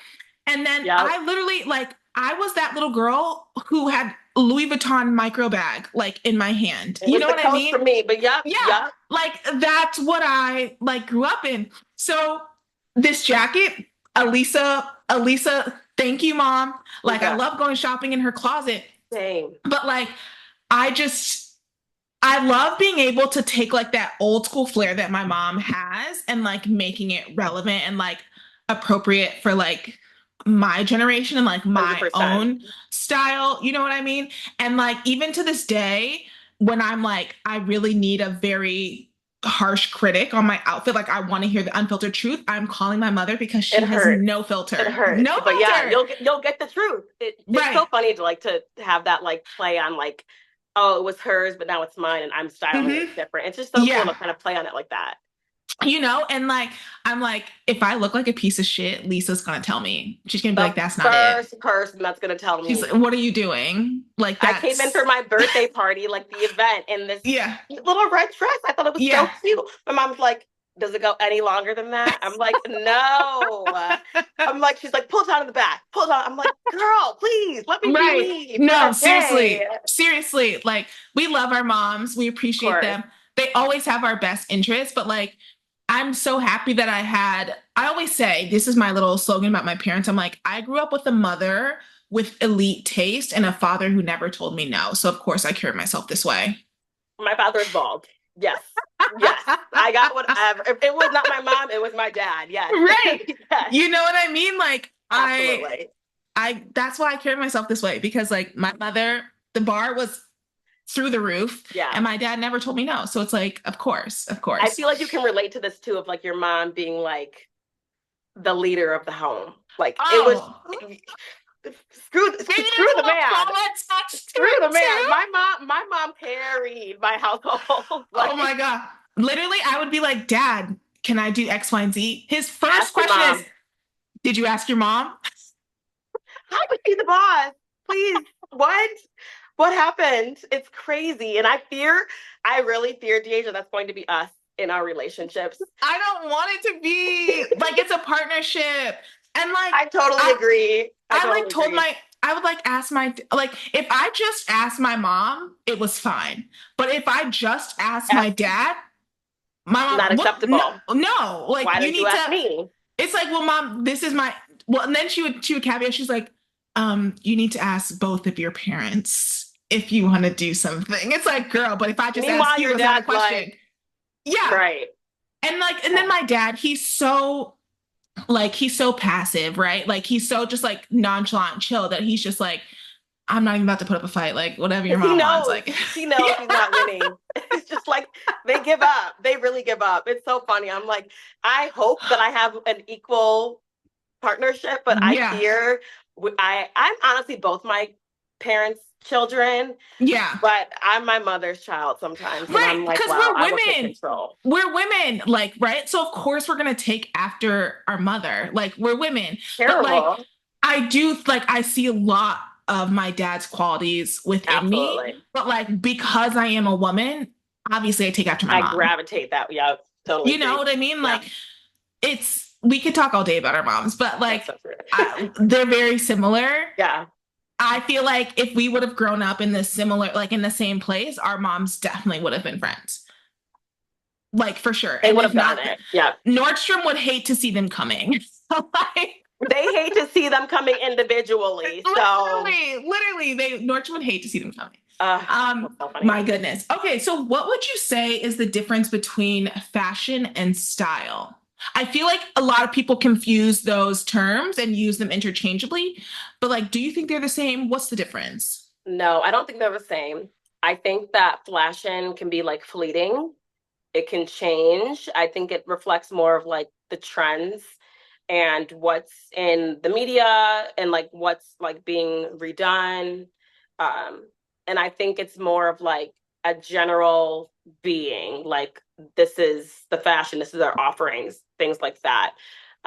Whereas I think style is something that's personal to you and should be developed and should be like nurtured. And I think style goes into way more things like than fashion. Like that can just go about like your morning routine or how you take care of yourself. Like I think everyone has their own personal style and they should really like focus on curating that and making sure that's like very personal to themselves. Whereas fashion, like I said, it's more fleeting, it changes often. There's no like definition of what it is, whereas your style can be defined by like what you do and how you put things on and how you go about Hmm. your life. Um, and I think you see a lot more people kind of leaning in towards fashion as a concept, whereas like they're just kind of following trends Yeah. rather than developing their own personal style. So I think it's different. I don't know if I did a good job of describing fashion, but there's definitely a distinction. I feel like with fashion, also, there's a component of like technicality. Like, Yeah, you know, the designer, you know what I mean? Like, you know where this is pulling from, you know, the history of this, you know what I mean? Like, I feel like yeah, fashion can be a lot more like technical and educational. Like, you know what I mean? historical. Yeah, Yeah, historical, like having that like actual knowledge of what you're putting on. Like, oh, this came from JW Anderson. You know what I mean? Like absolutely. this came Yeah, from like I know where this is coming from. yeah, Rather style, you can go to a thrift store, you can go to Target, you can go in blind with no label, and like it's how you put that shit on, you yeah. know? And like, how do you think one person like develops their personal style, or how did you develop your personal style? I think it's something where you have to like it's something where it's like, who are you besides like what you own or like what you do for a living? You have to kind of like look inward into like who you are as a person and how you like to represent yourself. And I think you have to kind of stray away from when you're developing your personal style, you want to stray away from even your Pinterest or TikTok or like an Instagram to kind of tell you what to do. You want to figure out and experiment what works for you best. And honestly, I think college is the best time to develop your personal style. I Yeah. tried so many different things in college and was like, what the hell are Do you you remember doing? the choker phase? Yes. And that's an example of like a fashion trend and not following your personal style because Yeah. the emo bitches that used to wear those chokers, like we were taking their culture. Like we were Yeah. appropriating their culture. It's like Yeah. that works for some people. Like that is some people's personal style, but it's like we were just hopping on a trend. It's like that's not what you wear, girl. Dude, me and a choker. The choker phase was crazy, but like I still love it. Fuck But it was it. like It was. a It was. velvet choker. It wasn't Yeah. like the cute little black ones that we used to wear as Yeah. kids. I used to wear like the gold. I used to wear like gold chokers. Like Same. yeah, and like I So was like, am I bad. suffocating myself? Possibly. Yeah, no, Possibly. no, literally, you couldn't breathe. But you were like, it's for the photos. And like Right. 2016 in itself was such, and I guess it's like that. That's the cool thing about fashion and trends, where it's like some things are so It's a distinctive to marker. different Yeah. eras. But now it's just nice, like knowing like I might play into a trend, but this is my style. You know what I mean? How do you know once you've, or how did you know? I'll keep it personal. How did you know once you've reached your personal style? I hate to say that it was like a validation from the outside, but I knew how I felt about myself. But once people kind of started to like collectively say, like, oh, you have your own personal style, it's like, Hmm. oh, maybe I did define my style because it's like I knew Yeah. this, but it's being recognized now. And so I think even just once again, like I went through college and tried all these different things. And for me, like I put together a color palette. So I was like, okay, my color palette, I do neutrals, so the Hmm. beige, black, whites, creams, and I do red and green. And so once I kind of knew that as well, I'm like, oh, well, that's what I wear. So that's my style and that's what I feel Yeah. confident. So I think it's just a lot of experimentation. And once you finally do that, it's like, okay, you kind of know like where you stand. Yeah. And I feel like it's also of like, you can have clothes on, but once you have that internal confidence matching what you're wearing externally, like not only do you like like conventionally or socially look acceptable to the public, but when that internal confidence matches and like comes Absolutely. out with what you're wearing externally, I feel like it's another indicator of how you've like reached your personal style. That's actually a really good point because the other day I was wearing a bubble skirt and people just seem to hate bubble skirts. And I get it. It's not people like it's not for everyone. It's a very niche demographic that can pull off a bubble skirt. But when I say I'm like, that is You can. my signature look. And Yeah, so you can pull to off a your point, bubble. because I was just so confident in it, like I'm like, this is what I like to wear. Like I cannot be swayed. Even if it's not Yeah. popular, I'm still wearing it. And so I think that having that kind of understanding of yourself like helps to have your own No, personal Paige, style. you look so good in a bubble skirt. Thank And you. honestly, like a bubble skirt is like, I associate you with a bubble skirt. Thank I you. could not pull off a bubble skirt. Yes, you Like, could. no, no, no, no. Trust me. Like, I guess I've I never know. really seen you wear skirts though, in general. I love a maxi skirt. I love a Okay. longer pencil Okay. skirt, but like a bubble skirt, it's not for me. I can appreciate them on others. That's my thing. Yeah. I'm like, I can Yeah, appreciate so many exactly. items, but like I know when it's not for me. Not for Barrel me. jeans, I appreciate on so many people, not for me. They don't look good on Yeah. me. Yeah.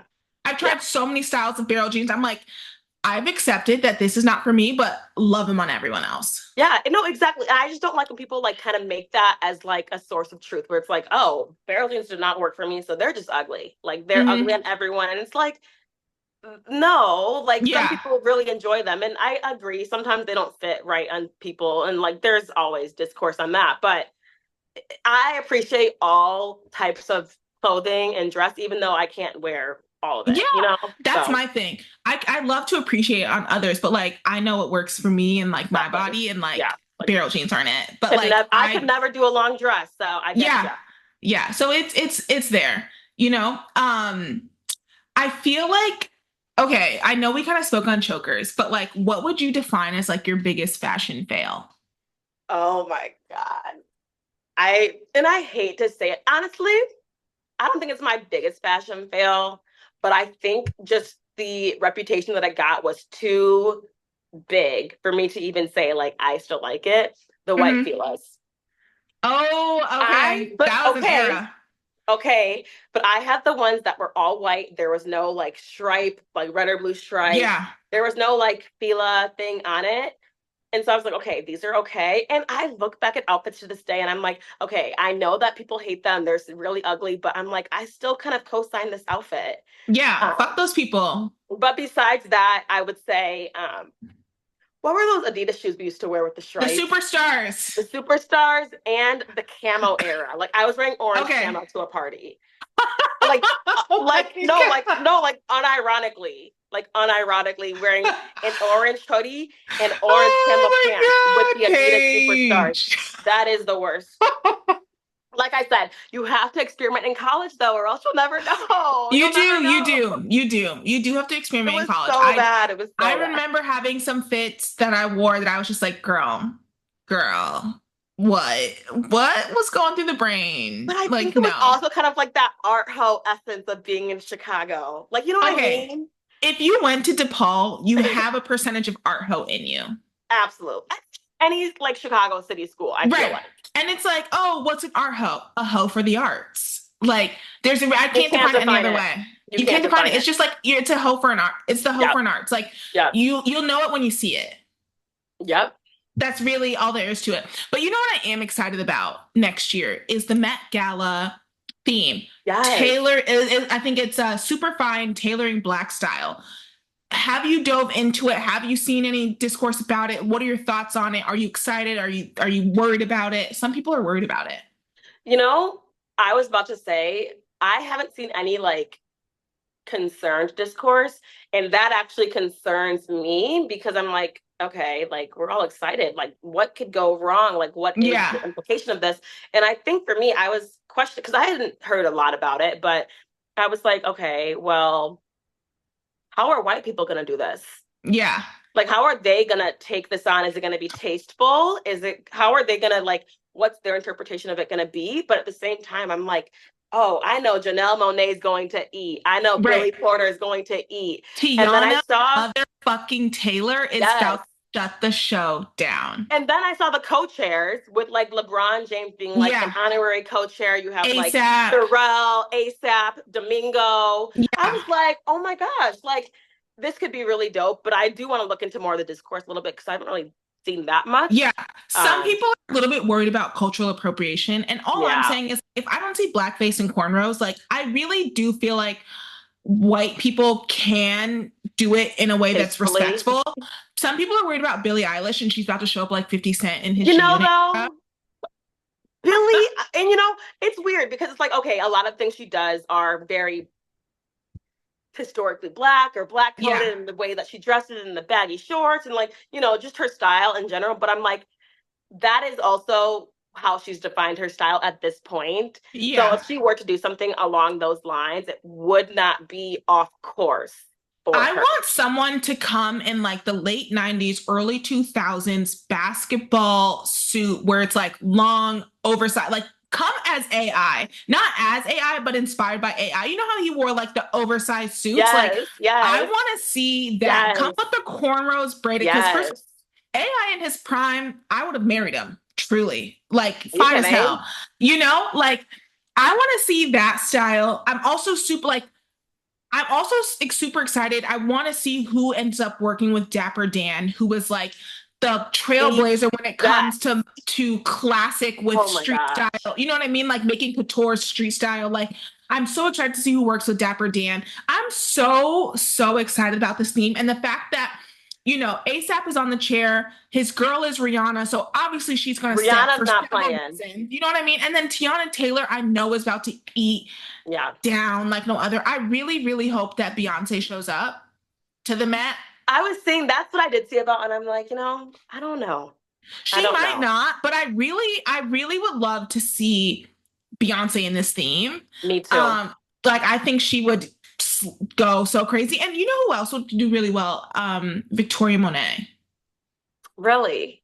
I just That's feel one like if person. she gets the right stylist with her, I feel like because she has the body, you know what I mean? She Like has the body, but I don't necessarily love her looks.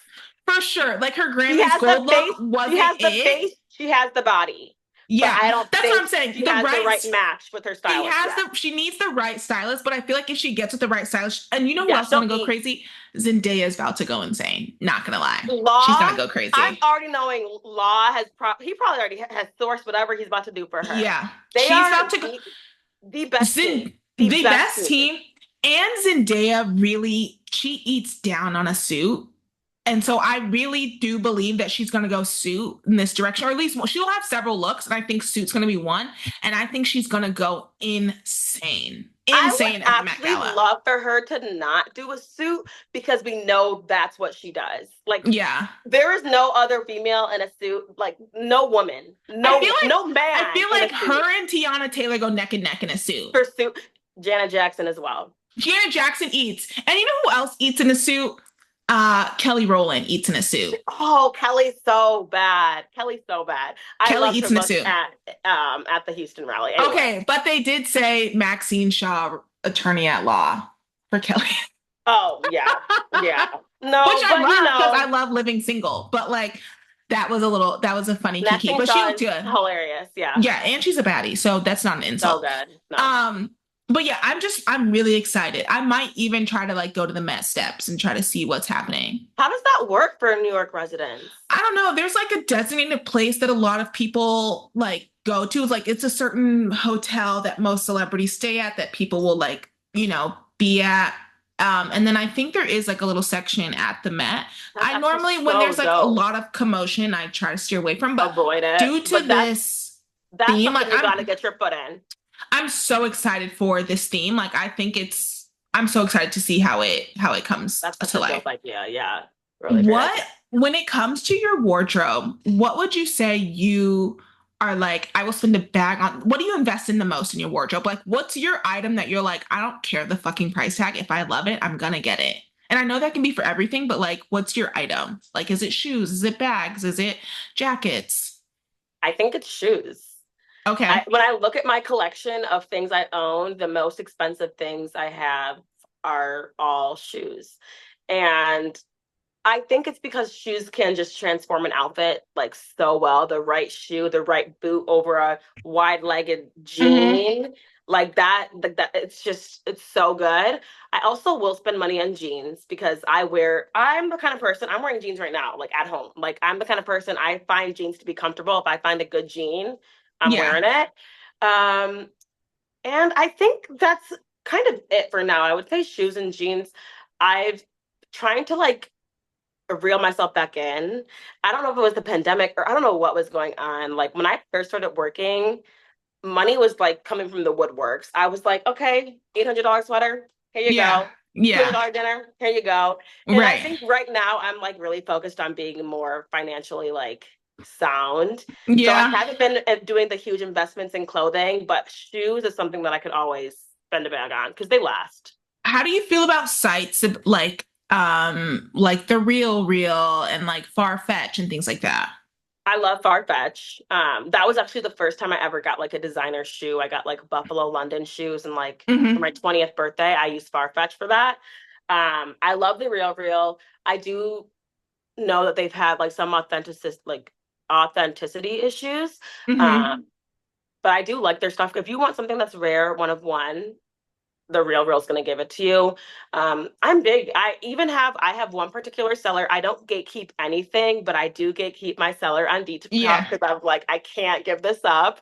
I got like my Miu Miu red and black like ballet flats from her. I Oh, got yeah. like, You wore those on your birthday, right? yeah, For your birthday yeah. party. Okay. Yep. I got like a rag and bone denim jacket for her from her. I got like a pink fur coat from her. All these items are like less than like 150. So Amazing. she's my girl for sure. But I do like secondhand, but sometimes it does feel good to just buy it firsthand, especially Hmm. when it's shoes. I do get kind of weird about shoes. Yeah, for sure. I can see that. One, I just can't really buy secondhand because I have a large foot, so it's like harder to find Hmm. secondhand. But like I like buying second. I love to thrift. Like I saw a TikTok where they were just like some people are just like foragers. And like people who shop at like TJ Maxx or like who like thrift and things like that. If like you just like to find those just like unicorn items and you know you probably won't get it again. I am a forager. Like I I love love to that. thrift. Like honestly, I will put on a full fit and the item I get complimented on the most is my Is thrifted the item. thrifted item? Yeah, that's true. To the point where I would go thrifting with Mary and Mary would be like, so I need to go in front of you because you always find the good Find things when we something before thrift. me, literally. No, and I think that's honestly like I've gotten into arguments like with my friends. I'm like, wait, no, I want it. Like, Yeah. please.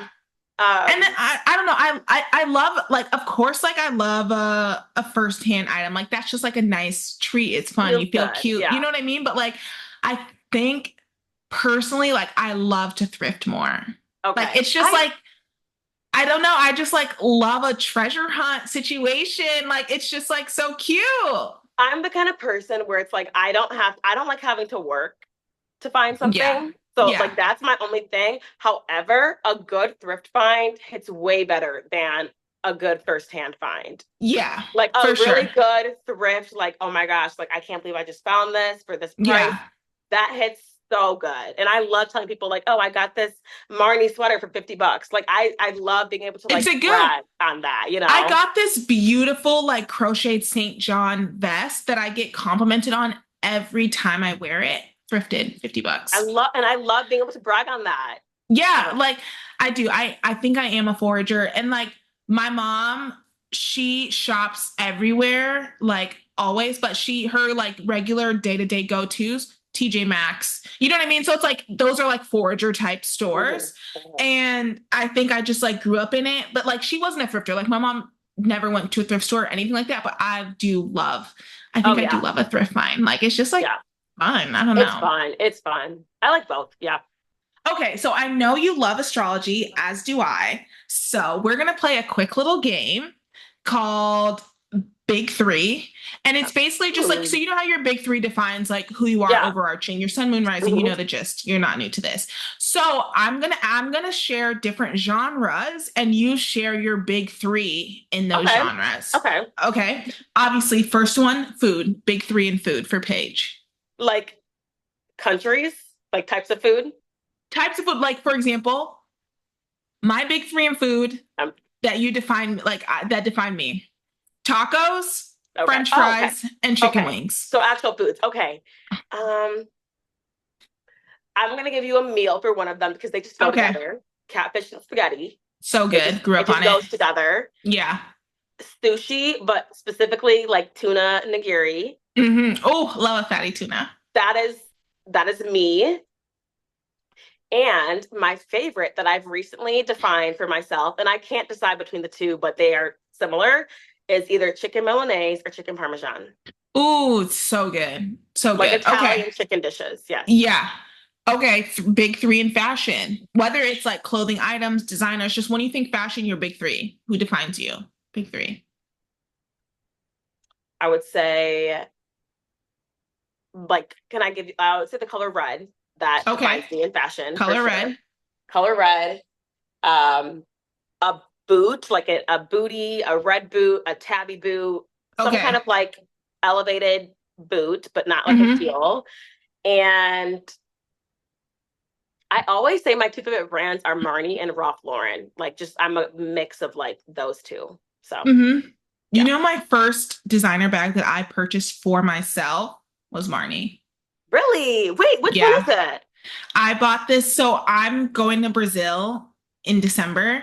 You did And say so I that. bought this super cute Marni knitted bag, and it's the Brazil colors. I know what you're talking about. I don't know if I know like what design, but I know like the knitted bag you're talking about. Oh my Yeah. gosh. That was my That was your first first designer one? that I bought for myself. All of them I Yeah. inherit. I inherited Yeah, yeah, all yeah. my other ones, but the ones that I like bought for myself, like, because like if we're talking about big three in fashion, one of my big three items would be a micro bag. I love a small Ooh. bag. Like it's me in a nutshell. Like I like to travel light. All my telfars are mini. Hmm. I love a mini You bag. Like do like a mini bag. I have my little coin purses. I literally just bought a Stod is it like It's, Tiny Tommy or something like that? yes, I know what you're talking about. Yes, like I love, Those are love, love cute. like Those are really cute. a micro bag. Okay. Big three travel destinations. That I'm wanting to go to or that I've been to. Just whatever you feel encompasses you Okay, in then three. let's talk about where I want to go because I feel like I'm not Okay. impressed by where I've been already. Okay. My number one travel destination, and I'm so jealous of you because you just did it. It's not exactly Tanzania, but it's on my list. Like Safari. Kenya, Zimbabwe, Hmm. Botswana, South Africa. Doing a safari, I promise you, I I could got the I got the hookup for you if you do go to Tanzania. know, like, and I decided It because would be heavily you discounted. know how we do our birthdays. Like, I'm like, okay, 27 is probably gonna be Yeah. Seoul, 28, I don't know, but I'm thinking 29 because I always said that would be like my honeymoon. But I'm like, you know what? This is what I want to do. I think 29 is gonna be the safari. Yeah, Paige, when I tell you, like, first of all, I got you on the hookup, super discount. Oh, So when you go on safari, you can either do hotel or you can do a camp. I did the Lux camp because I'm like, if I'm gonna go on safari, that's like what I I'm want gonna to go on do. I safari. want to do the camp. They had like my bed ready for me, cooked every meal. Every meal was fantastic. But Deja, stop. I normally when you go on safari, like they'll fill a Jeep. So say you're going on safari with three people and the Jeep fits six. They'll put another group of six. Me, I got my entire Jeep to That's myself. what Chardonnay told me. Yeah, That's entire Jeep to myself. insane. So they were literally asking my guide, like, is she a celebrity? Like, why is she by herself? She is a celebrity. She is a celebrity. Y'all just don't know it yet. Right. Yes. But like, so my sister, she had gone on so many safaris that she just stayed I'm at the getting camp. nauseous. And so I got to go on my full safari ride, the Jeep to myself. So then I got to cater the entire trip to myself. So when we went to the lions, the whole reason I wanted to go to safari was because the previous year I went to the zoo to see the lions for Leo And season. And I'm like, well, now I want to go to fucking is safari that to your see the favorite Leos. animal? Well, I'm a lion. I'm a Well, Leo. but it's my favorite animal too, and I'm Yeah. not a Leo. But it's still, I Okay. just love lions. Okay. Anyway, Yeah, continue. but I'm Sorry. just like I'm a Leo. Like I gotta see my spirit animal. Your So people. like yeah, so when we went to when the first spotting of lions, I told my guide, his name was I've been Tariq, crying. fantastic. I'm like, Tariq, I want to get closer. And he's like, so if they see my truck off road, my business because the place They that I might. use is black owned. He was Oh, like, okay.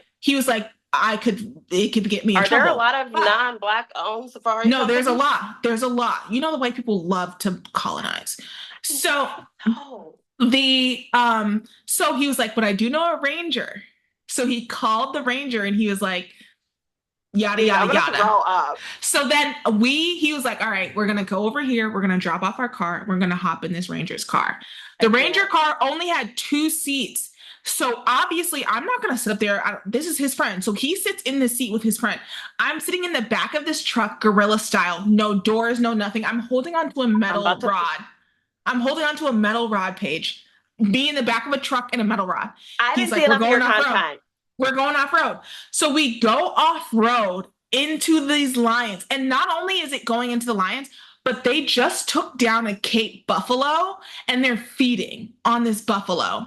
So I'm in here, no doors, no nothing, holding on to this metal rod in between two lion males. And on the other side of me is a pack of lionesses mauling a Cape buffalo eating.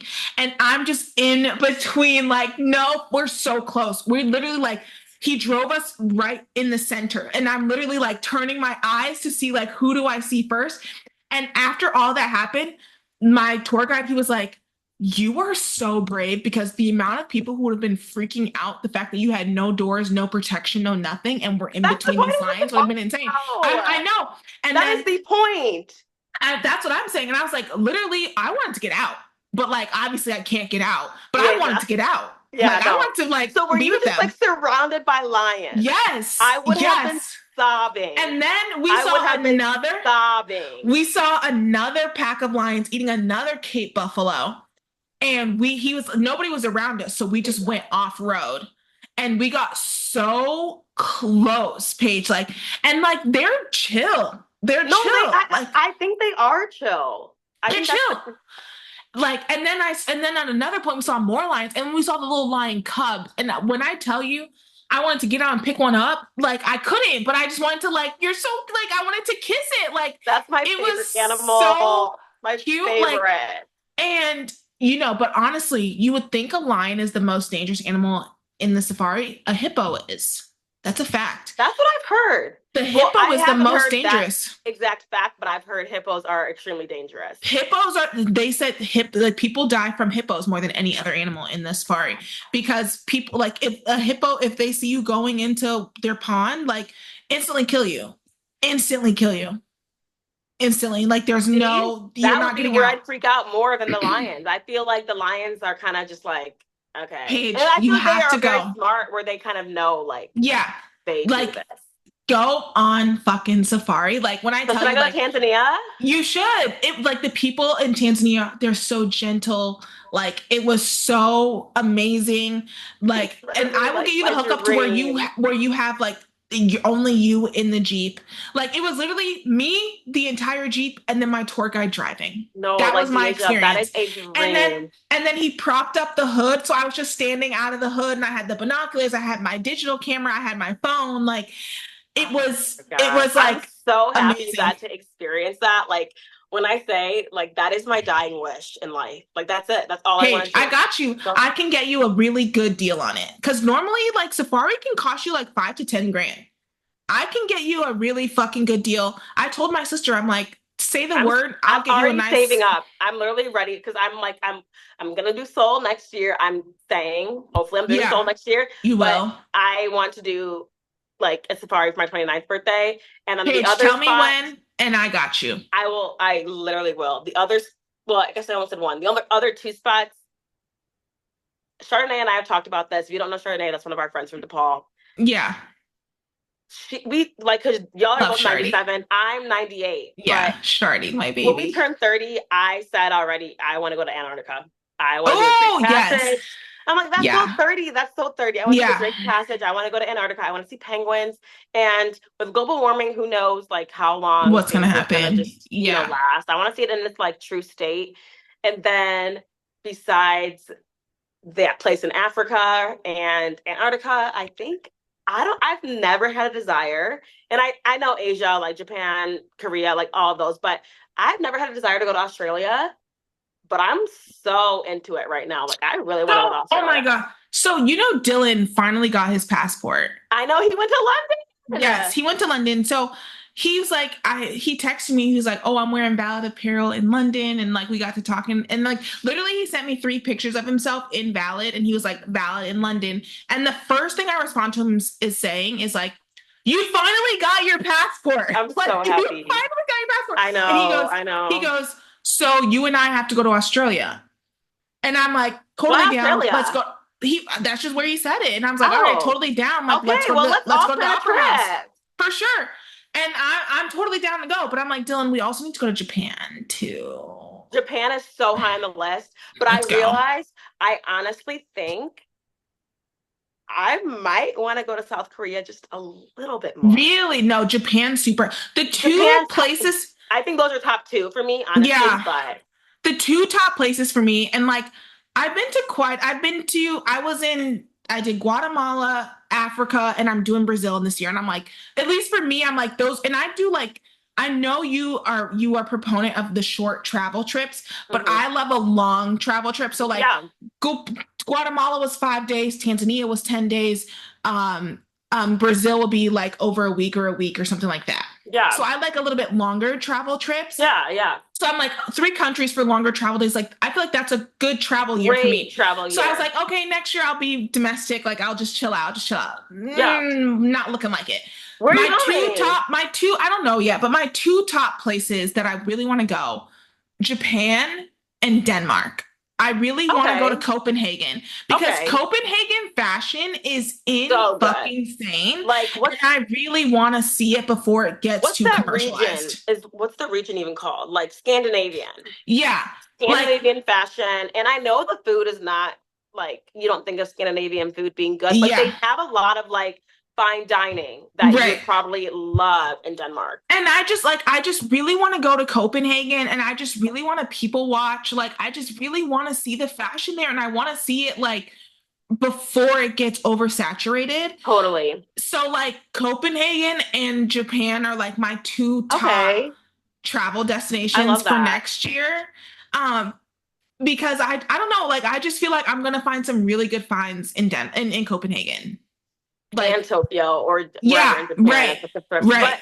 But you know the trip about like just like people like places getting like reputations and like when I was studying abroad, I was told like don't go to Denmark. It's one of the most racist countries. Like, Mm-hmm. and then I was like, okay, I won't.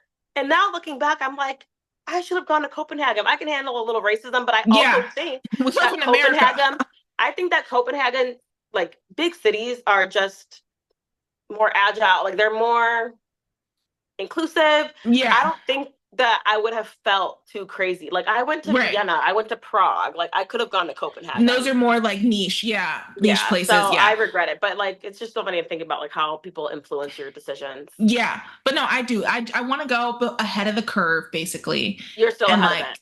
and see the vibe and like be there. And I think I'll just find some really good gems. Yeah. Okay, music, because I know you're not one who's afraid to get on the aux and own the aux when you're in an environment. So who are your big three in music? I know one. You know, my most generic answer of all time when people ask my big three in music, it's Janet Jackson, Beyonce, and Selena. Okay, okay. That's what I always I say. I'm shocked. I knew Janet Jackson because like you're a Janet Jackson stan, Down. but I thought King Von was going to be in there. No, not top three. Like Okay. I do have a list like on my phone of like my top 20. And like Hmm. on that list, it's very diverse. Like you get like King Von, you get One Direction, you get Tate McRae, yeah. you get Yeah. D'Angelo, you get Yeah. Pink. Like those are How like does it that's feel? literally I'm like Yeah. D'Angelo's top 10 for me. But if I'm just doing a top three, it's very easy for me to just say Janet, Beyonce, and Selena. Okay. I love Selena. And like, when I was younger, it really fucked my brain when I would watch the movie and see the ending when Lo would like warp Couldn't do into it. Selena and be Couldn't like, do it. how is this not the same person? Because if it's Having one like a role that dream. Lo, Yes. right, if it's one role that Lo embodied and delivered, it was the role of Selena. That's her Like I career thought highlight. I'm Lo was, yeah, sorry. it That is her literally career is. highlight. Literally is. I thought Lo was Selena. Like, and to be honest, like I love Selena so much that like, so I went to a predominantly white school. You can see the effects, maybe, I don't know. But like my siblings would make fun of me. I call it character development. They'd be like, Deasia, do you want to be black or white? And I looked in the mirror and I stared at myself and I was like, can I be Mexican? Wait, no, that's actually like a good alternative to where the story could have gone though. Like you know what that one meme was like, I don't want to be black, I want to be white. And it's Yeah. like, no, like at least you had some season. Some Yeah. and I guess I was growing like, up in the Bay Area too, yeah, it's like, right. you It's a lot know, of Latino population. yeah, So yeah. I'm like, can I be Mexican? Like that's what I want. That's what literally I said. I remember that day so vividly. I remember the room in our house that I was in when I said that. I remember the siblings that asked me that question. And Oh my like gosh. partially was Core because memories. I loved Selena. Like sing the song. Like I would go emo on Selena sometimes. You know what I mean? Like Literally classic. Like she's just so. the And best. fuck Yolanda. Didn't she get freed from jail or something? No, 2025 next year will be 25 years. Oh No, my god. next year will be 30 years. 30 No years way. next year. For her in Yes. jail? No. Well, yeah, when Selena died, it's 30 years next year. And what was I saying? Oh, well, she's obviously like the worst, but Selena, I'm like fashion, dance, act, Stunning. sing, good personality, Right. beautiful, great husband. I'm like, the list goes Fuck you, on. Yolanda. That's she's just my favorite, and I don't think that'll ever change. So yeah, Okay, respect. And Beyonce, I got a portrait of her in my apartment. So you know how I feel. I That don't care like what they say about whatever's going. Thank you, Beyonce. Whatever. no, That's my Beyonce's girl. it. Beyonce is That's my like girl. I feel like I like correct me if I'm wrong. Is Janet Jackson like your number one? Janet's my number one. I think I Beyonce named them in order.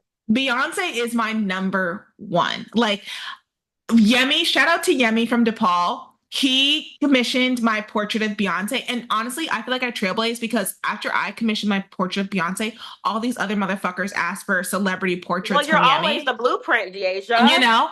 But like, I have a portrait, like, she, when passion, like, if you don't understand what You just don't artistry can get it. provide to you, like, that's one thing. But like, for those who understand like what artistry can provide to the soul, Beyonce is that artist for me. Like I see myself in her, and we're ages apart.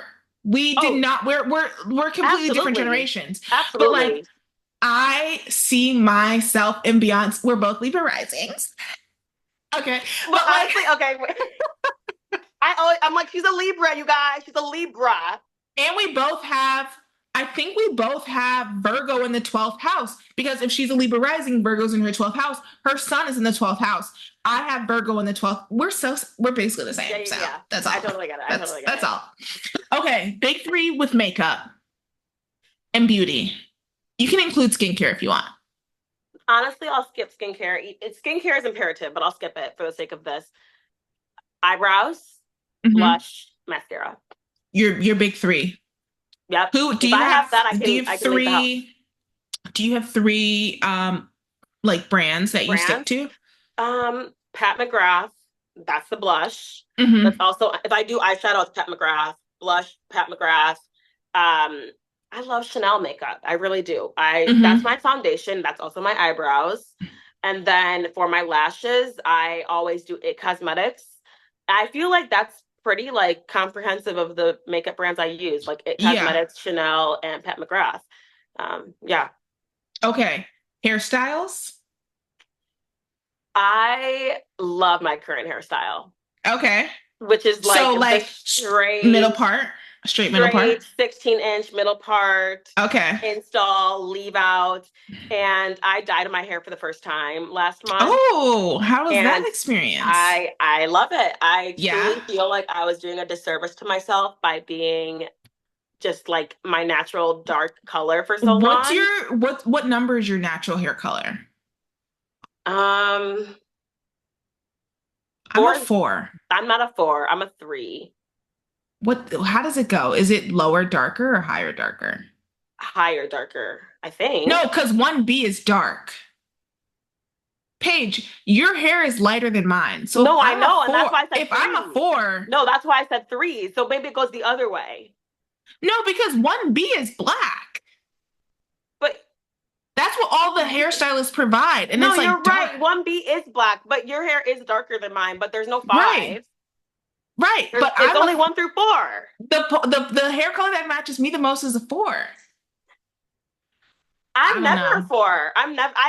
I know that I'm never a 4 because my mom's a 4, but I actually don't know what I am. But now, Okay. obviously, my hair is like, No, I love the light. I love the light. I think because I did braids light for a while, Mm-hmm. and I was like, I just feel like I'm meant to have No, the like light looks really lighter good on hair. you. Yeah. Yeah, thank you. So I think this is like my number one hairstyle. Then the second number one, like the second hairstyle would be like long braids, curls, bohemian Mhm. style with blonde. Yeah. And then the third, I don't even think I have three hairstyles. I Maybe love you like with a bob. okay, I do like the bob, but I was gonna say like a stitch braid moment. Sometimes I think Okay, looks no, good on Stitch me, is cute. but I Stitch is do cute. like the bob on me too. But I know sometimes, you just kind of get this arrogance of like, sorry, what? no, literally like Like I I do love like the a bob. bob. I thought about doing a bob this time, but I was like, okay, let me just get a little, and if I can probably cut it. This hair has Because been it's good, fall so too. You want to be a little yeah, warmer, have a just longer length.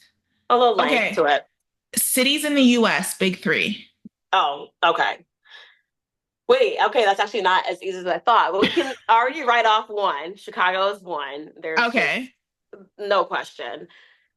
Ooh, two. I would say states are easier, but I'm not going to do states.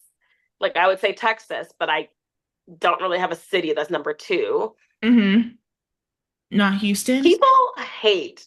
I don't think Houston makes the top three only because I love it so much. I love the essence of Texas, but I've only been to Houston three times. Okay. So I feel So like you need another haven't, time. I don't feel like I can rank it yet. Okay. People hate LA. I love LA. All I right. really do. I truly do love LA. Okay. Honestly, this is so basic. I think I'm gonna just say Chicago, New York, LA. I I was gonna mean, say New those are Orleans, but I've only been there reputable. twice. So There's those are reputable cities. I Like, think they're the most popular for a reason. yeah, You New know? York, anything can happen in this city. Yeah. If you have a dream, you can make it reality. And that's what I love about. And I just Love New respect York. that everybody's on their fucking grind here.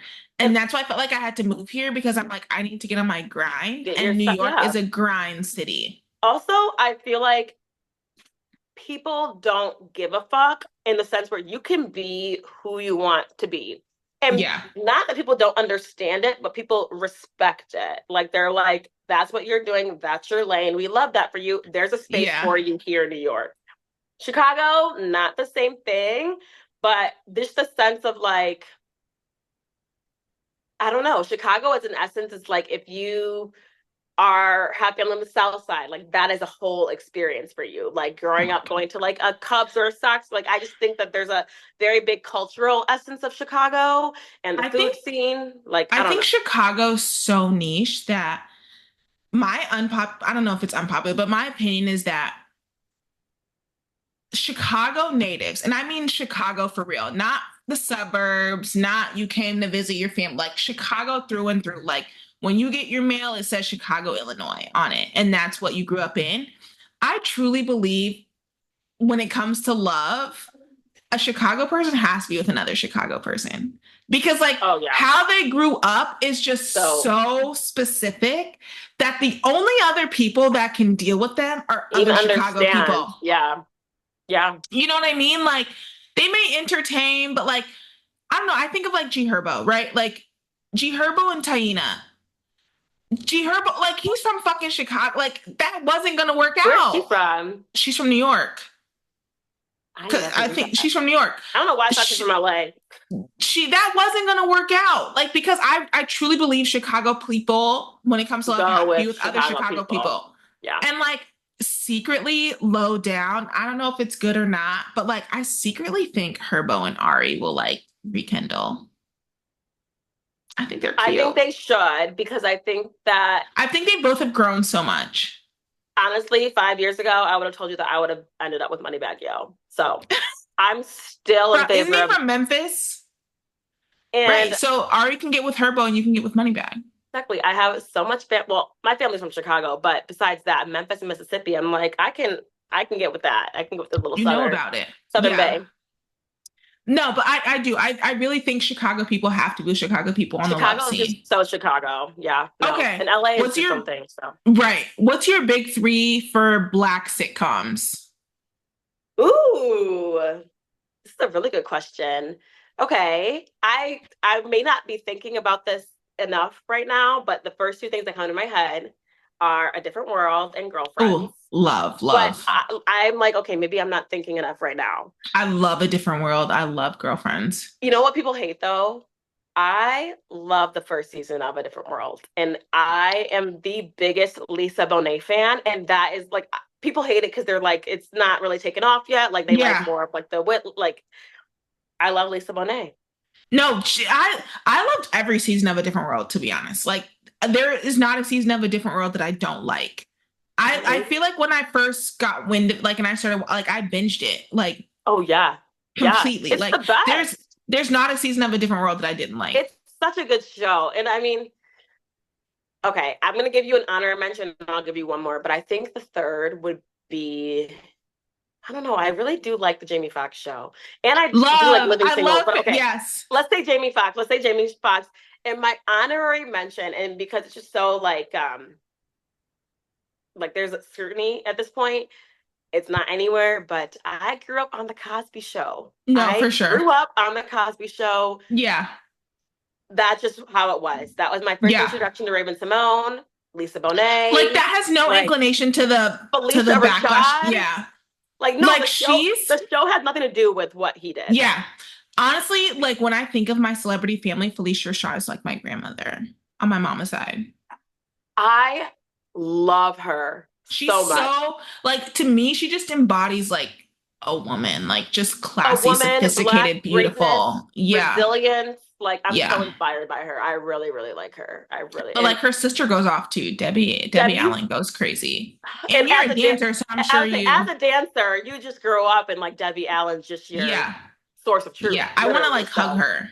but it's so interesting though how like some black families have so much talent, like them, and then like the Mm-hmm. Jacksons. But then it's like Stevie Wonder's related to the Jacksons, and Mm-hmm. Samuel L. Jackson's related. It's like, Yeah. how do you have like some You families that are know, just so speaking gifted? speaking of the Jacksons, there is one black family who I think deserves the amount of respect Let's as the hear it. Jacksons, and it's the Wayans. The Wayans, The this is amount of why. respect. Dude, this is why. The Wayans have been pivotal when it comes to not only black I grew cinema up and on. film, but TV in general. I grew up on Keenan that. Keenan is a silent killer. Like Keenan goes up below the radar and he opens doors. And the fact that all of their family puts on for their family and they're all That's still true. relevant. You know what I mean? Like Damon and his son just launched their show on CBS, Papa's House. The Wayans, I like haven't seen it. they out like their shows outperforms SNL. You know what I mean? They took over the Super Bowl. The amount of work and trailblazing that they have done, I really do think when you talk That's about a good point. the greatness of the Jacksons, you should also talk about the greatness of the That's a Wayans. good point. And you know what I respect? Something that the Wayans and the Jacksons both have is the sense of family through it all. Yeah. Like they are still close. And you really respect the parents for that. Like they were able Yeah. to foster a community where you're in the limelight, you have all of this attention, but you're still connected as a unit, as a family. And Yeah. that's like the essence of black families. So I definitely recognize that because some families fall Yeah. apart when they get into Right. that. And the Wayans, like, they're fucking trailblazers. They're still putting out shit and they're No, still really, really like, I love the Wayans. I mhm. root for them super hard. And I honestly, grew up Damon on that. Yeah, Wayans, we all grew he up can on get that. it. So yeah, for Damon Wayans sure. is That's a hot, good point. you know? Okay, last one for big three Disney Channel movies. Okay, I've got two already. And this is the first one is definitely underrated. No one, y'all do not make enough noise for this. Stuck in the Suburbs. Well, Have you who was seen that it? with? I have seen it. I know that movie, but who's I in don't know it? if it's Kay Panabaker or the other Panabaker. What's the plot? The plot is that this girl, this this soccer player in high school, gets a hold of the celebrity's cell phone when he comes to town. And the whole plot is she has a cell phone and they're like trying to like Connect again? resolve the situation over like Okay, I know Stuck in the Suburbs. I do know it's that film. the best. It Yeah. truly is the best. My second is Cheetah Girls 1, not 2, Okay, love, not 3. Cheetah love. Girls 1 in Manhattan. Which Cheetah Girls had the song Cinderella? The first one. Okay, that's my Exactly. favorite Cheetah Girls song. Exactly. And I just like it because it was like just so ghetto fabulous. Like, Yeah. and I almost posted on TikTok about this. And I was like, the reason I can't move to New York is because it's not going to feel like Cheetah Girls in 2003. I'm like, no, genuinely. Genuinely, like that's the vibe I'm chasing, and Yeah. it just doesn't exist anymore. Yeah. I And love the Cheetah Girls. maybe the third one. This is hard. No, Disney Channel had it actually is hits. really hard. Um, I do like the Proud Family movie. Love. I don't know, Love. The or like Peanuts. yes, or like a Frozen or Tangled, like when we get. What do they do with the Peanuts? But it's like this, but it also kind of reminds me of the Raven dance where she's like Yeah, this. where she goes like, yeah, no, I love. But Raven yeah, Simone goated. But you know what a movie I Queen of loved? Disney What Channel. is it? Si se puede. What movie was that? Where it was like the Latina cheerleaders. Si se puede. Si se puede. I don't know Like, what you're talking yeah, about. oh my God, it's a Disney Channel movie. You know it. You've seen it. I can't remember the name of it, but they What's the literally plot of it though? it's with America Ferrera. She's in it, and it's the Latina cheerleaders. And they were like, "Si se puede." Honestly, somebody in my double D sphere knows what I'm talking about.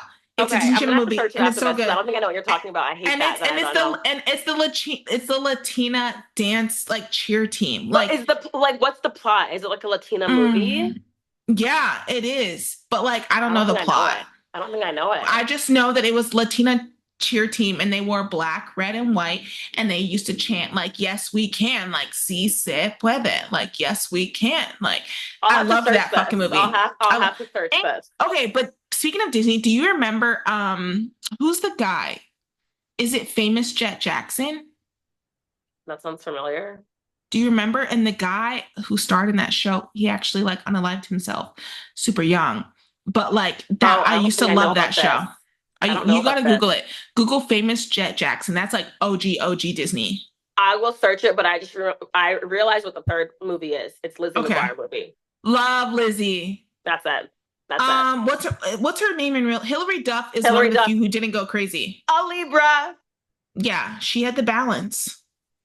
Isn't she pregnant now or no? She Is just had she? a baby. I don't know. She's the unproblematic Maybe she one. has a baby already. I don't know. I really liked her. I love Lizzie McGuire. Yeah, that was my Yeah. girl. Paige, okay, if you were on death row right now, what would be your death row meal? Your final meal? Okay. For the appetizer. Oh, we got courses. Yeah, first course is gonna be some sort of raw fish. It's Okay. either gonna be like a tataki or a carpaccio or Mm-hmm. tartare, Ooh, love a tartar. something like that. Mm-hmm. Second course is going to be, I don't know if I'd put catfish or chicken parm, like or chicken Oh, mole. girl, I might catfish is go, taking it for me. I might I mm, love catfish. I dream about it. My auntie makes the mm, best fish ever. mm. I was gonna say chicken parm, but it's so catfish is my favorite food. Let's just go It's with so catfish. good. I was Catfish gonna is say so chicken good. parm though. And then for the dessert, something with mango. Anything with Okay. mango. Well, like a And mango then sticky? like a mango sticky rice, or just like I go to Mango in Chicago. If you're in Chicago, you have to go. And I get like the mango black rice. It's not sticky rice, Mm, and it's just like mango puree and fresh mango on it. The best. Something okay. with mango. And then for the cocktail, obviously a spicy mezcal margarita. Signature page. Signature. That's just me. Okay, so but if you're cooking for someone, what are you making? I haven't cooked for anyone since I had a boyfriend. Mm-hmm. Um, What was your go-to dish? a lot of pasta I made in that Okay. relationship. Whether it was a spaghetti or a homemade vodka sauce or an arrabbiata, or even we did homemade pasta one time, which I think is fun when you're dating someone because Yeah. that's something fun to do. My Um, secret recipe for my vodka sauce is a double shot of vodka. ooh, it was like that 2 shots of vodka. Me. Boop, boop, boop, boop. Um, Yeah, I love no, Sandra literally. Leaf. Um, okay, I know this sounds really basic and also like a little bit of appropriation, but I make a really, really, really good tacos. Like really good Okay. tacos. And Like it's black like people tacos?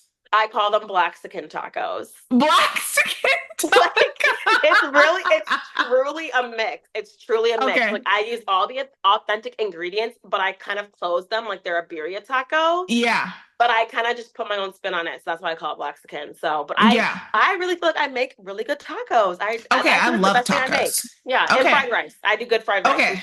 from scratch. So What food are you tired of? pizza. So, okay, now that we're on the topic of pizza, now that you've said it, New York has the reputation of pizza. As someone who has lived here for over a year now, I will say this: Chicago pizza is better. No way! I didn't think you were gonna say that. No, that is a fact. That is a fact. Chicago tavern style. Don't get caught up in the tourist trap of deep dish. Pizza. Chicago pizza is tavern style pizza, and Absolutely. that is more superior than New York A pizza. good Nancy's pizza is taking it. Like When that's I just the tell best. you, I couldn't wait to get to Chicago when I went in August to And get we fucking have Nancy's tavern at style Dylan's. pizza. Oh, it was so good. Like the bagels in New York live up to the hype. Oh, The absolutely. Chicago could pizza not do bagels does like that. not. The pizza Agreed. does not. Agreed. Does Agreed. not. It does not. Okay, speaking of cities, I'm going to list some cities and you tell me what cuisine or dish they do best. Okay. Okay. All right. New York. What cuisine or dish do they do best?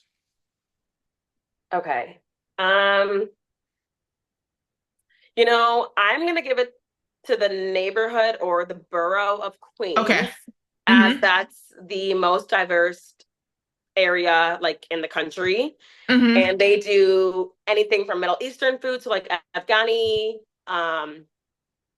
like Lebanese food. Oh, love They Lebanese do food. like Nepali. And I think that's what they really shine on in like Mm-hmm. Queens.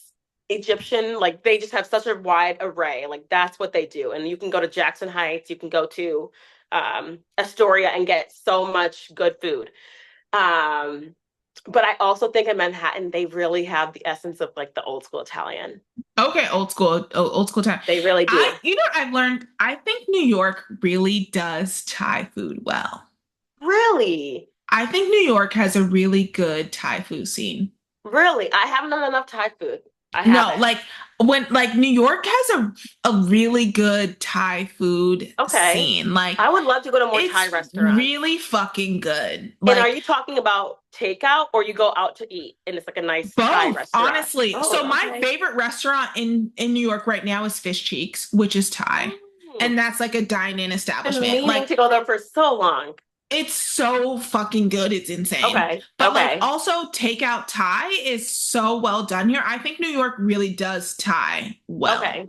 Because when I look at the Asia, like Asia as a continent, I'm like, there are some things that Chicago lacks, but I think Chicago does Thai food well. But I have not Hmm. done the Thai food scene in New York, so I need to get. You gotta try it. Go to Fish Cheeks. Fucking, it's Okay. insane. Okay. I need to. Okay, Chicago. What food? I mean, then they do multiple, but like, what are you putting at the top of the list for what Chicago does well? It's so like when you asked that, I was like food. Like we just like, and I guess it's like we do an Italian beef. We do, in my opinion, Philly cheesesteaks better than Philly does, Ooh, in my opinion. okay, Like, okay. like I'm like, this is if you like food, you come to Chicago and you eat.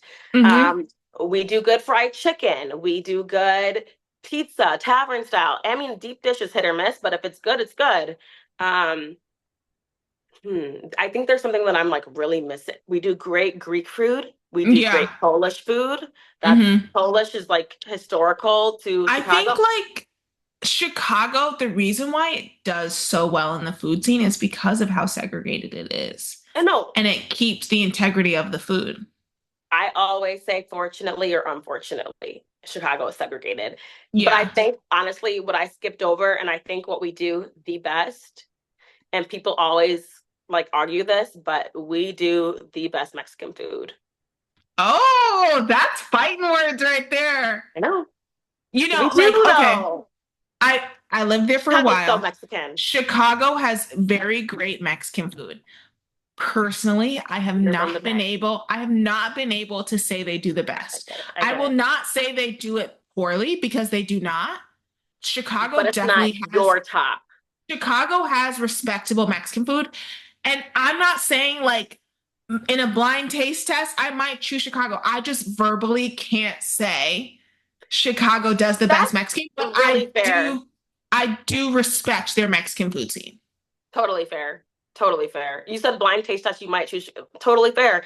I think I Yeah. could go between Chicago as a city and California like as a state Yeah. because you get good Because Mexican like, food and kind of all of it. yeah, and like I grew up on Mexican food. Like I didn't grow up on Mexican food that incorporated pico de gallo.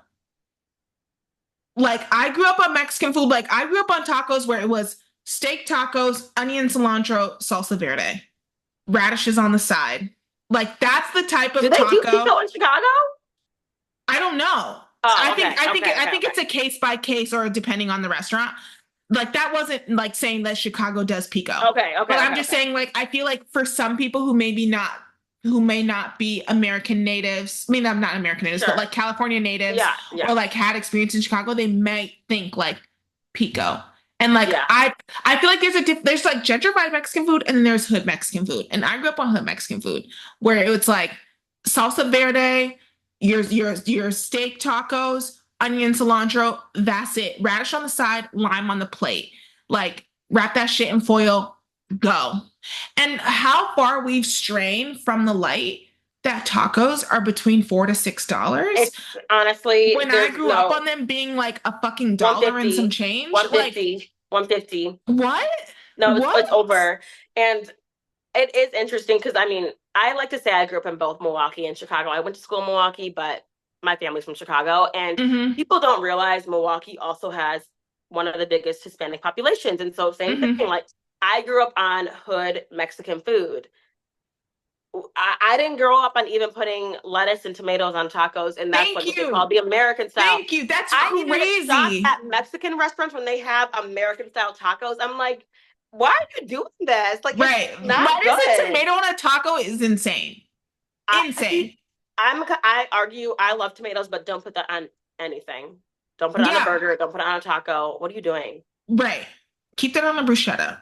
Please. Like, I That's don't it. That's know. all it's good for. It's all it belongs to. Okay. What restaurant do you miss in Chicago? I haven't been to Virtue in a long time. And Okay.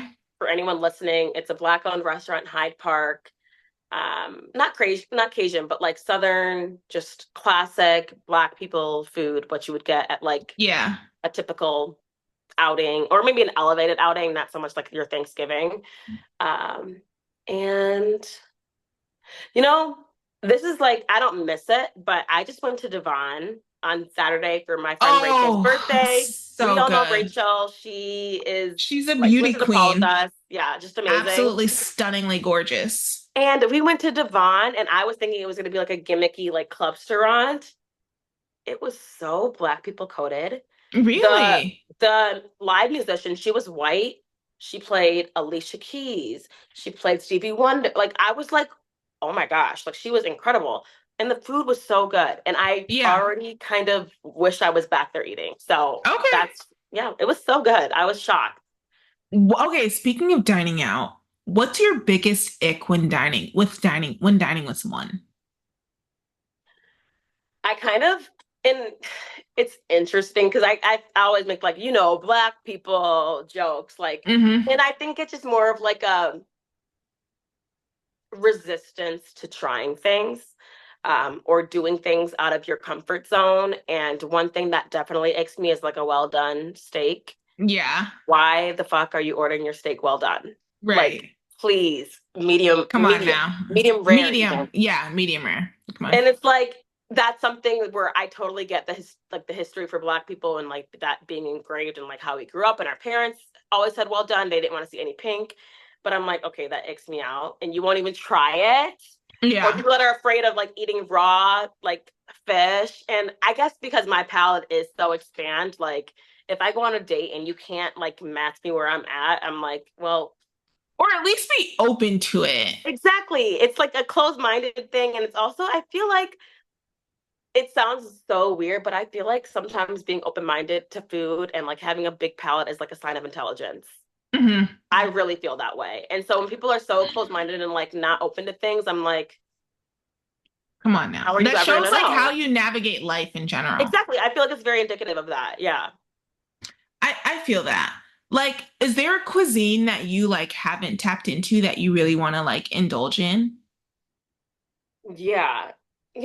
I feel like my ex is Nigerian, Hmm. and that was my first introduction to like African food as a whole. Like I grew up extremely Black American, families from Yeah. Mississippi and Chicago. Like Yeah. I'm a Black American to my core. I did not experience like other types of Black people. Let's talk about being Black American Oh, I because love it. I I would, feel it's like my favorite thing. going back to discourse, the whole Black Americans have no culture is The insanity diaspora to wars. me. Is I'm like, why do we all hate each insanity. other? Because it's like you're letting the white person win first. But like to say Black Americans have no culture is When they're in wild. Nigeria wearing Kobe Bryant jerseys and listening to King Von and talking about Obla Doing the makeup the in the middle of same, Ghana. right? Trying to do the makeup the same way. Like, but even not even paying, like, not even acknowledging the mimic, like, you know what I mean? The copying of Black culture, like the influence of Black culture. It's like to say Black Americans have no culture when, I mean, I'm biased because I am Black American, but I think Black Americans have the most adapted culture globally. I think we have the most beautiful culture, and Yeah. that's just And me. it is But the most adapted culture as absolutely. well. You know what I mean? It's in fucking sane. And I My think that family, because sorry, go ahead, go ahead. no, my family, my dad's side from Georgia. My mom's side was in Oklahoma, migrated West Coast to California. My mom, born and raised in San Francisco, has never left, like as far as living. You know what I mean? Born and raised in Right. San Francisco, then she just moved to the Bay. Like she just moved to East Palo Alto, which is where I was born and raised. Same thing. Yeah. Like out of everybody in the diaspora, I only want to be Black American. No, truly. And it sounds like weird, but I also feel like it's a testament to our culture and our people that we are so willing to share our culture. The Met Right. Gala theme next year. No Right. offense. I mean, It's Black American. Period. There's you're there's gonna there's no see offense given. That's a fact. you might see influence, but no, this is I mean, we have our own distinct culture. And to say that a people that were enslaved for so many years did not come up with their own culture as a result of that is so offensive. It's so Crazy. offensive. And Crazy. it's not even valid because you see, we were in Vietnam and we're exchanging recipes with people in Mm-hmm. Vietnam during the wars. Like The we reason have our why own Asians culture. know how to fry chicken so It's good is because of Black and I give it to them. I'm Americans. like, we taught them and they ran with it. They low key body us sometimes. Right.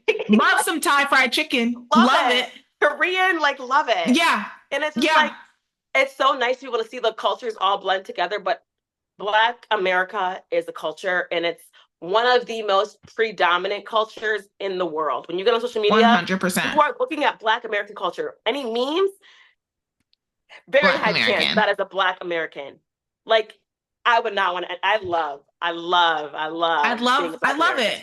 I love it. Like I love learning about the diaspora and learning the different cultures within the diaspora. And especially in New York, like you experience so many people of the diaspora, the That's so true. Dominicans, you know what I mean? Like there's just it's a melting pot of the Black diaspora here in New Absolutely. York. But like still in its entirety, like I would want to be nothing else but Black American. But I will say in New York, I've never had to explain my demographic more. Like when people are like, "Oh, where are you from?" and I'm like, More. "California." And they're like, "No, but like for real."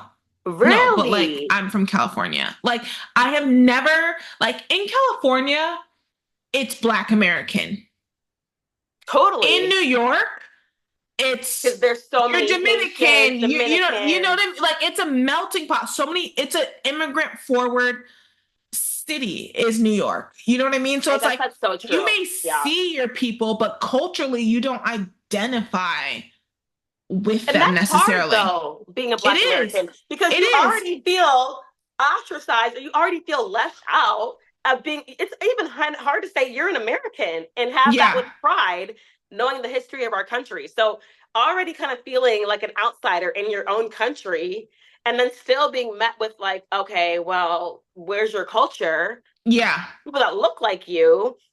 It's like And even it's a and trip.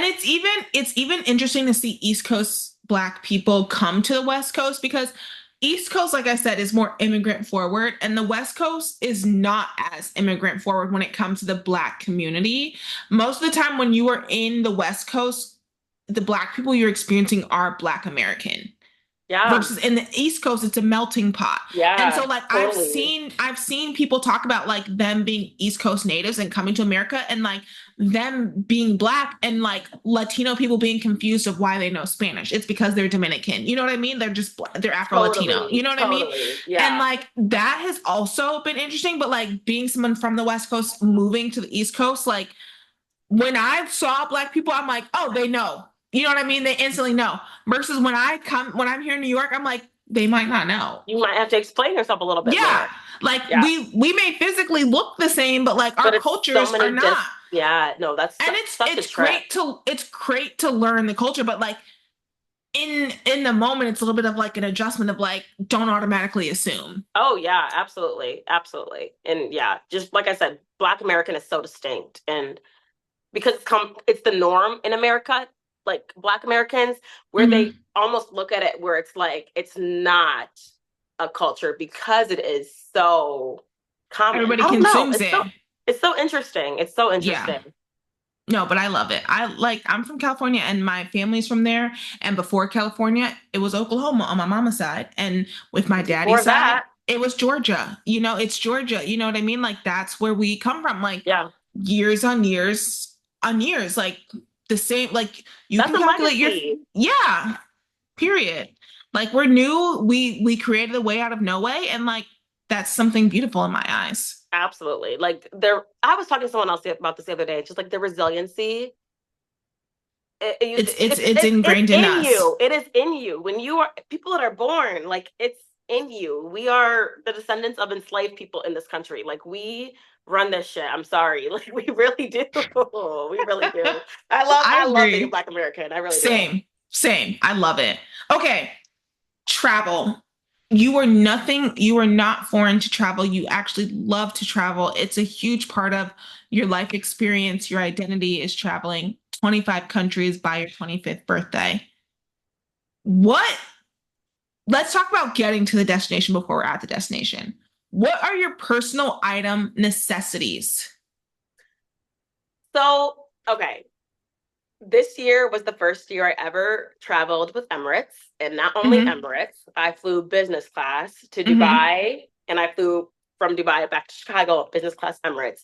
And they supplied pajamas in these like drawstring bags, a whole like eye mask, and like just so many different things. They gave me like toiletry bags both times. And because of that, now I use those items to like help me travel, like the toiletry bags and some of the Mm-hmm. drawstring bags. Like I use the drawstring bags for like my like intimates, and I use the toiletry bags for like my, toiletries, of course. Yeah. And so I feel like some of the must-haves now, I always travel like, and it's so nice when you travel a lot where you kind of have your own like inventory in your home where I'm like, okay, I'm gonna grab a travel size deodorant, I'm gonna grab a little Yeah. travel size mouthwash. But I think I always travel with like a Sterapod, whatever the things that cover your toothbrush. Okay. I Yeah. Yeah. always Yeah. travel with that because you never know. And I always like to just have I kind of sometimes throw my toothbrush anywhere. So always have something around my toothbrush that keeps it fresh.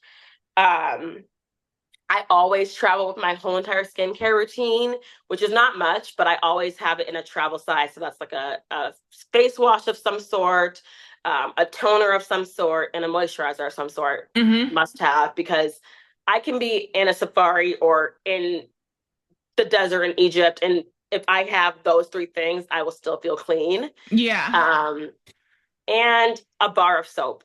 Always a Okay. bar of soap. I travel with my own soap, my own body wash, but for sure about a bar of soap. I like always like when I'm personal items, I'm like, okay, this is probably bad to think, but I'm like, if the plane were to crash and it's like an episode of Lost, what do you want on you handy?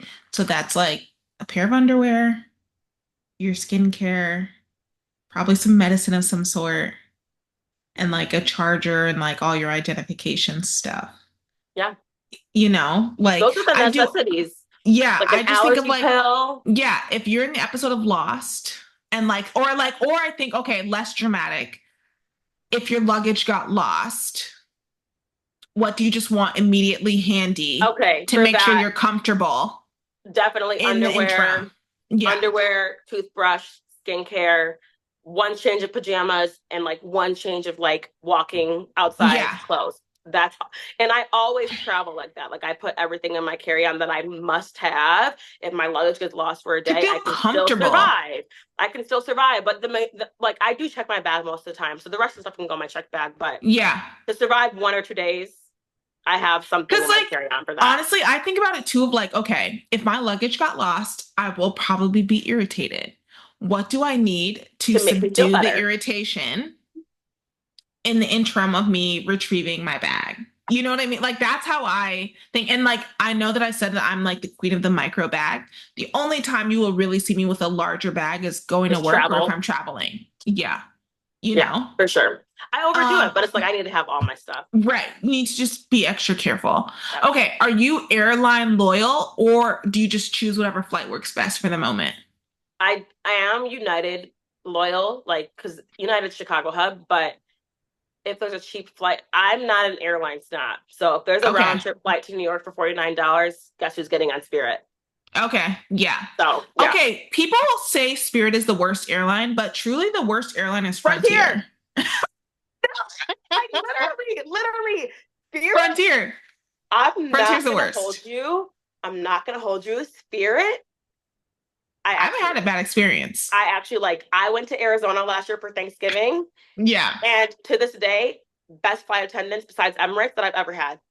Right. Like I Spirit. haven't had a bad experience on Spirit. Never. The Never. worst airline in America is Frontier. Frontier. Frontier And is then the worst. American. I do not I've like flown. When did I Frontier fly or American? American. Okay. I don't I like think them. I've flown American like a few times, maybe once or I just twice. It flew was them. delayed. I just flew them to Curacao, but I do not like American. Yeah. I'm United, Spirit, Delta. I know that sounds insane to say Spirit, but they No, work. my next flight is Delta, and like the last flight I took, or one of the most recent flights I took was Delta, and they upgraded me, so I like Delta. Delta's okay, but I've been hearing that a lot of like crazy loyal Delta supporters have been getting kind of irritated. They've been changing their rules a little bit and they're not doing as well with service. So Oh, all right, people Delta, get it people are together. like Delta snobs though, and I'm like, okay, guys, like I will fly to the same place as you for $50 and we'll get to the same destination. Like, Right. what is Okay. the yeah, I don't get it. As a food connoisseur, what are your thoughts on airplane food?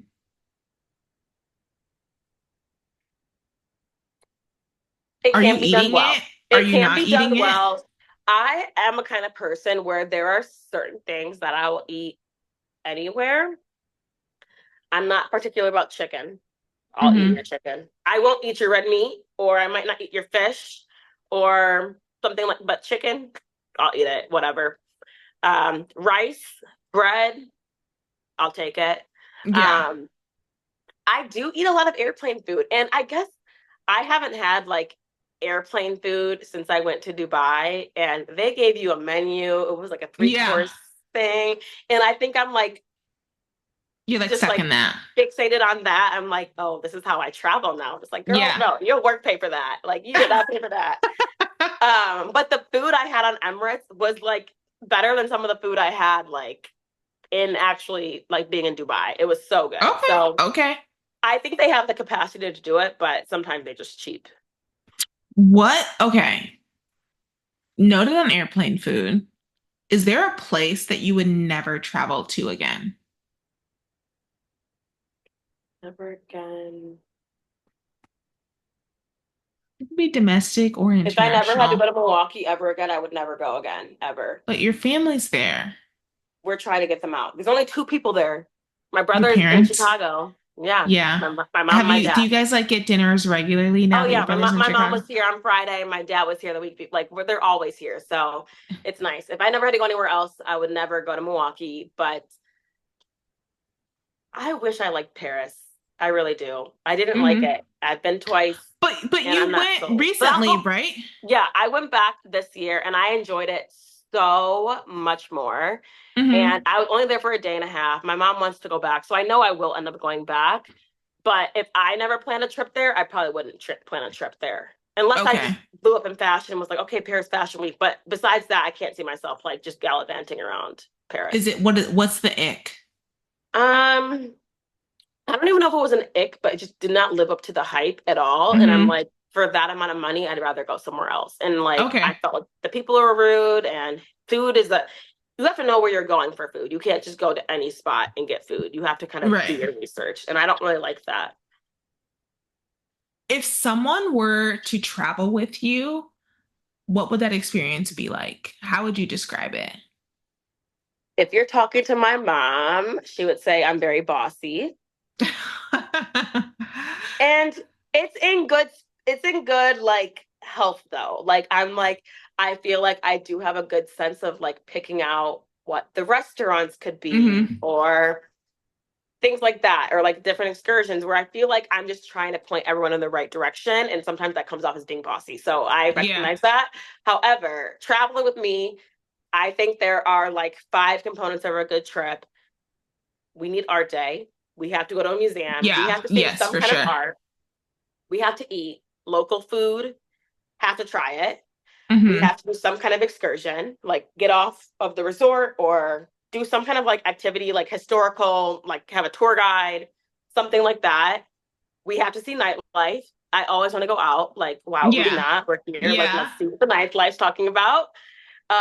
And then like I want to go around like even though I don't really like doing touristy stuff, like if I'm going to Paris, like we're gonna see the Eiffel Tower. You know what I mean? Like Hmm. we're gonna do Hmm. something like that's comprehensive of like what that city has to offer. So I think that For there's sure. like I very much that's how I can do a quick trip because if I can do all of those things in that amount of time, I'm like, okay, mission accomplished, we're good. So I think that like that if you're traveling with me, you're gonna get a little bit of like all of those things. Okay. And so like based off of that, what like what type of destinations pique your interest? Like what makes you be like, I gotta get there or I want to get there? A place with a good art scene, a good food scene, and I'm naturally drawn to cities over like beach towns. Hmm. For my birthday this year, I did go to Curacao, which is next to Aruba in South America. And that was because I've never done like a straight up just like beach vacation before. Like my Yeah. family, we're not beach people. Hmm. My mom hates it. My dad doesn't care for it. So we don't do that. So I feel like when I travel, it's very much like the destinations are what can we see? Um, what's the nightlife like? Is there a good art scene? Is there a good food scene? Things like that. So like this year, for example, like my mom, my brother, and I, we went to Edinburgh in Scotland, and then we London and then Paris. And I feel like that's just a good example of getting art, food, Yeah. you know, shopping, more so than like going to a beach and sitting at the pool. I feel that. I definitely agree. Like when I'm looking for a destination, I definitely prefer a place where I can like go on an adventure rather than like beach and Absolutely. lounge. Yeah, for sure.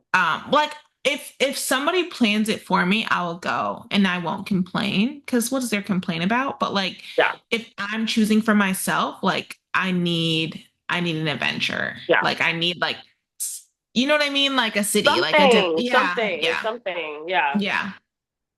So going back to your presence online, what would you say is the biggest misconception you've seen about yourself online? I know you're good for a block. Oh, for sure. I'm following in Jackie Ina's footsteps. However, it's been very interesting and I see both sides of it. However, for me, the person that sees it, it's painful and people think I'm like 35 years old. And I Why? Because you're totally get mature? Yes, that's why they say it. But you get sometimes people are just being dicks and they're like, you just look awful for your age. And that's been told to me. And I'm like, there's no way. I'm That's like, and crazy. I guess That's for me, crazy. like my granny's like, you look like you're 14. My mom's like, you look like you're 14. So it's like I'm constantly told that I don't look my age, which is 26. So Yeah. then to go online and people telling you that you look like you're pushing 40 is a wake up call. But people genuinely think that I'm in my 30s because of like, How you carry yourself. I guess, but at the same time, I feel like maybe this is like just like It's being a zillennial. it's I think it's a reflection of being around people that are very ambitious because I view all of my friends that way. So when I'm Hmm. told like, "Oh, you're very mature," I'm like, "No, I'm not. My friends and I are like full of shit." But Yeah. in reality, I think most of the people that we both surround our people like selves with are probably doing well for their age or just impressive or have, Older, great things, maybe. have Yeah. goals, older. And so I think that's where it maybe comes from. But for me, I'm like, I don't know what I'm doing. How do y'all think I'm in my 30s? Like Yeah. it's just, and I think that's a misconception where it's like, oh wow. And then the other thing is I think most people think I'm from Chicago, like born and raised, which is so Hmm. funny. And I get it because my entire family, like, it's not like a, oh, I'm from Naperville. I grew up by Chicago. It's like, no, like, I grew up going to Chicago and I would be embarrassed to tell my friends because I would have no photos of like the John Hancock or the Sears Tower. Hmm. Like, I'd be Hmm. like, on 115th on the south side at my grandmother's house, like Yeah. having dinner. And I'm like, this is not Chicago, but really, that It was like is. the truest Chicago experience I could have had. And so I think people think I'm from Chicago when I'm not, but I get like it's just it's a weird thing. I don't even like talking about it because it's more like complex than saying, oh, I'm not from Chicago. It's like I did Yeah. really grow up here. So it's interesting, but that's another misconception. And how do you handle trolls online? Black. Like, do you ever just like, I'm feeling petty today. I'm gonna go back and forth. Honestly, I'm the person that I'm like, I actually have a lot of time on my hands. Even though I'm busy, even though Yeah. I'm busy, I work a 9 to 5, I do TikTok. I will always have time to prove my point to you on my Yeah. page. This is my page. Right. I'm not going to go back and forth with you on your page, but this is my page. So I will call you lame. I will call you annoying. I like, and it's just like, you don't have to interact with my content. So if you do and If you you're don't coming like it, off yeah. crazy, I'm going Yeah. to tell you about yourself. And then when I do, I'm going to block you after that. So, Yeah. Because, like, yeah, I'm going to say what I need to say, and who the fuck cares what you have to say? So you're blocked. exactly. Exactly. We don't care. Like, I don't know. Like, I don't know. I feel like sometimes I might be too petty to handle trolls because I'm petty.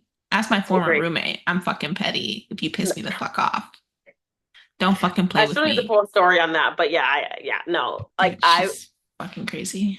you're in a different place though now, right? I live alone now. Fuck a roommate. I live alone. I have a cutesy. I finally live in my New York brownstone. And I have a cutesy little place. I'm in the process of decorating. I'm picking up my couch tomorrow. Oh, Um, love. and I'm a Harlem hottie. I live in You're Harlem. hard. Yes. I know everybody loves Brooklyn, and I love No, Brooklyn. Like I'm Brooklyn is so fantastic. excited that you're in Harlem. I'm a Harlem hottie, Oh, that's and so hot. I live in a prime place. There's everything right at my fingertips. I live Oh, across I'm the street so from happy for a you. Trader Joe's, Whole Foods, Target, Marshalls, TJ Maxx, H&M. Everything is at my fingertips. I Chick-fil-A, did King. not realize you were in Harlem. Yes, I'm a Harlem hottie and I live alone in my New York brownstone. Like I can't I love it. I love it. It's nice to be able to come home and like not be surprised at what you're coming home to. Absolutely. I just lived with a psycho crazy individual. I mean, if you're a double D listener, like you know how fucking insane my roommate was. She locked me out of the apartment, then she locked me out of my bedroom. And bitch, at that point, you're gonna fuck around and find out. You're gonna fuck around and It's fucking just like find out. the audacity, Right. the absolute audacity. Also, excuse me, my phone's on 3%. I just need to grab a Oh my charger. God, grab a charge. No. Okay. Paige, what's your POV on dating in your 20s? Oh God, hold on. Let me sit down for this. Hold on.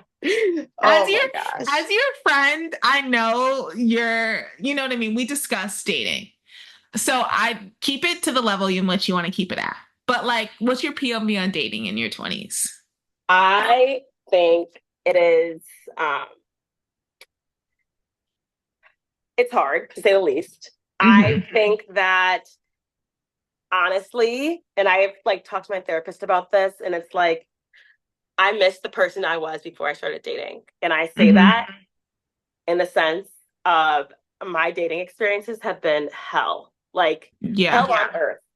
Um, I think personally, I see the positive side of it because it's like I've had so many lessons, and now when I go into dating, there are so many things that I just like cannot be swayed by or phased by, or I see red flags very easily.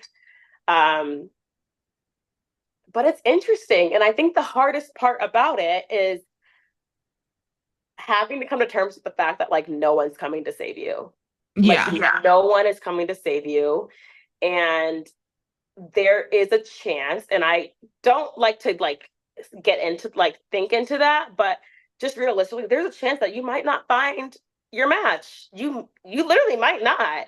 And while for me that just can't be my reality, like I'm like that just can't. I'm Yeah. a Libra. I'm a lover girl. Like that just cannot Yeah. happen to me. But you do have to kind of coach yourself through the process of understanding that it's okay to be alone. Like and it's not just okay, but you have to be comfortable with being alone. Yeah. Um, and a relationship is not the prize. You don't you Like, don't you don't do the work and get a relationship. That's not how it works all the time. And no, definitely you not. know, and So so like, I have so much hope about love and finding my person, but I'm also very realistic. I really yeah. am. So, okay, Paige, what house is your Saturn in? My fifth house, which is So, do you think your Saturn return will then yeah, alter your dating yeah. experience? Most For people those who have are not in astrology, fifth house has to do with fun, dating, creativity. Yeah, creativity. yeah. Saturn is the planet of delay. So typically wherever your It, whatever house your Saturn in is where you experience a lot of delay, a lot of lessons, a lot of trial and error. And so, for example, with Paige having her Saturn in the fifth house, myself having my Saturn in the seventh house, while fifth house has to do with creativity, playfulness, dating, seventh house has to do with relationships, contracts. So, like, we both have delays when it comes to romance, but in different wait, ways. yeah, You know what I mean? Like, for sure. while like dating might be a struggle. Me, I have an issue where I have trouble where it comes to long-term partnerships and aligning on like pursuing this long-term From endeavor. what You that know what I looks like. mean? Yeah, Yeah. yeah.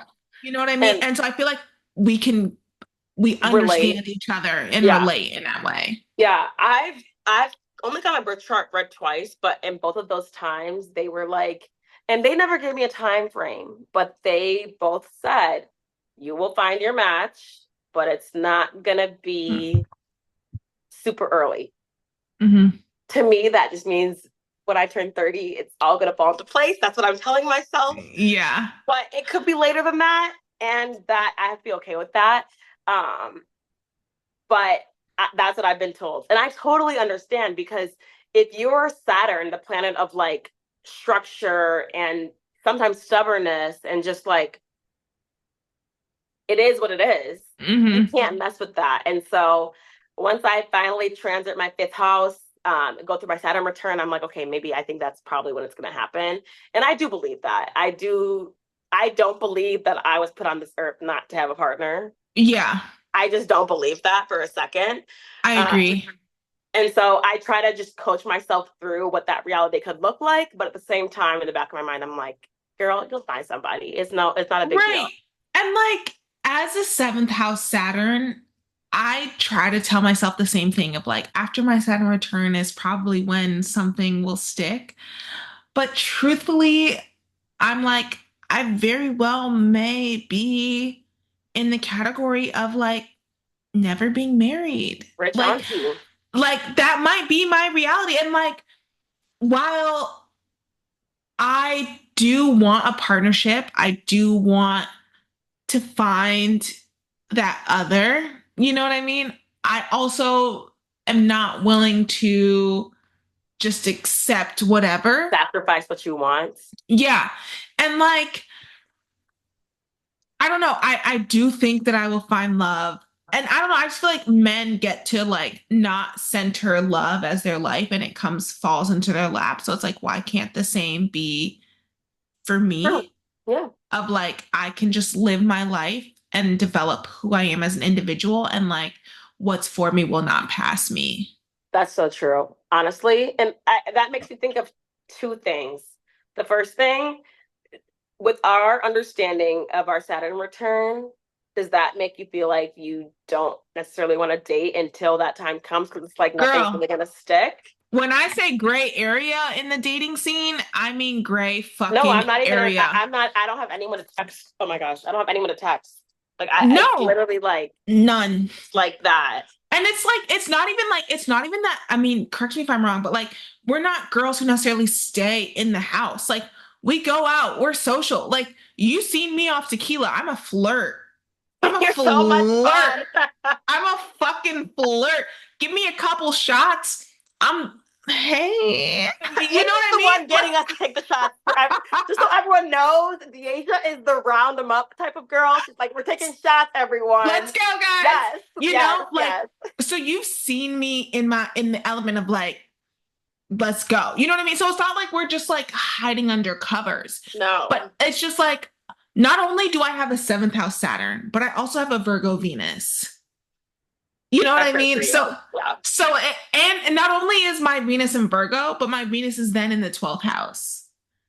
You know, so it's like, it's so like, I am not the girl who is like, I need a relationship to feel validated. Like, that's just Yeah, not true. me. That's not me at all. It has to make sense in order for me to go into it, you know? And like, even when I'm full throttle into it, you're still not about to see that motherfucker. Like, you're still not I about to see him. I I honestly think being on more of the opposite spectrum, whereas my Venus is in Libra, I am a Libra, it's on my Yeah. 11th house. Yeah.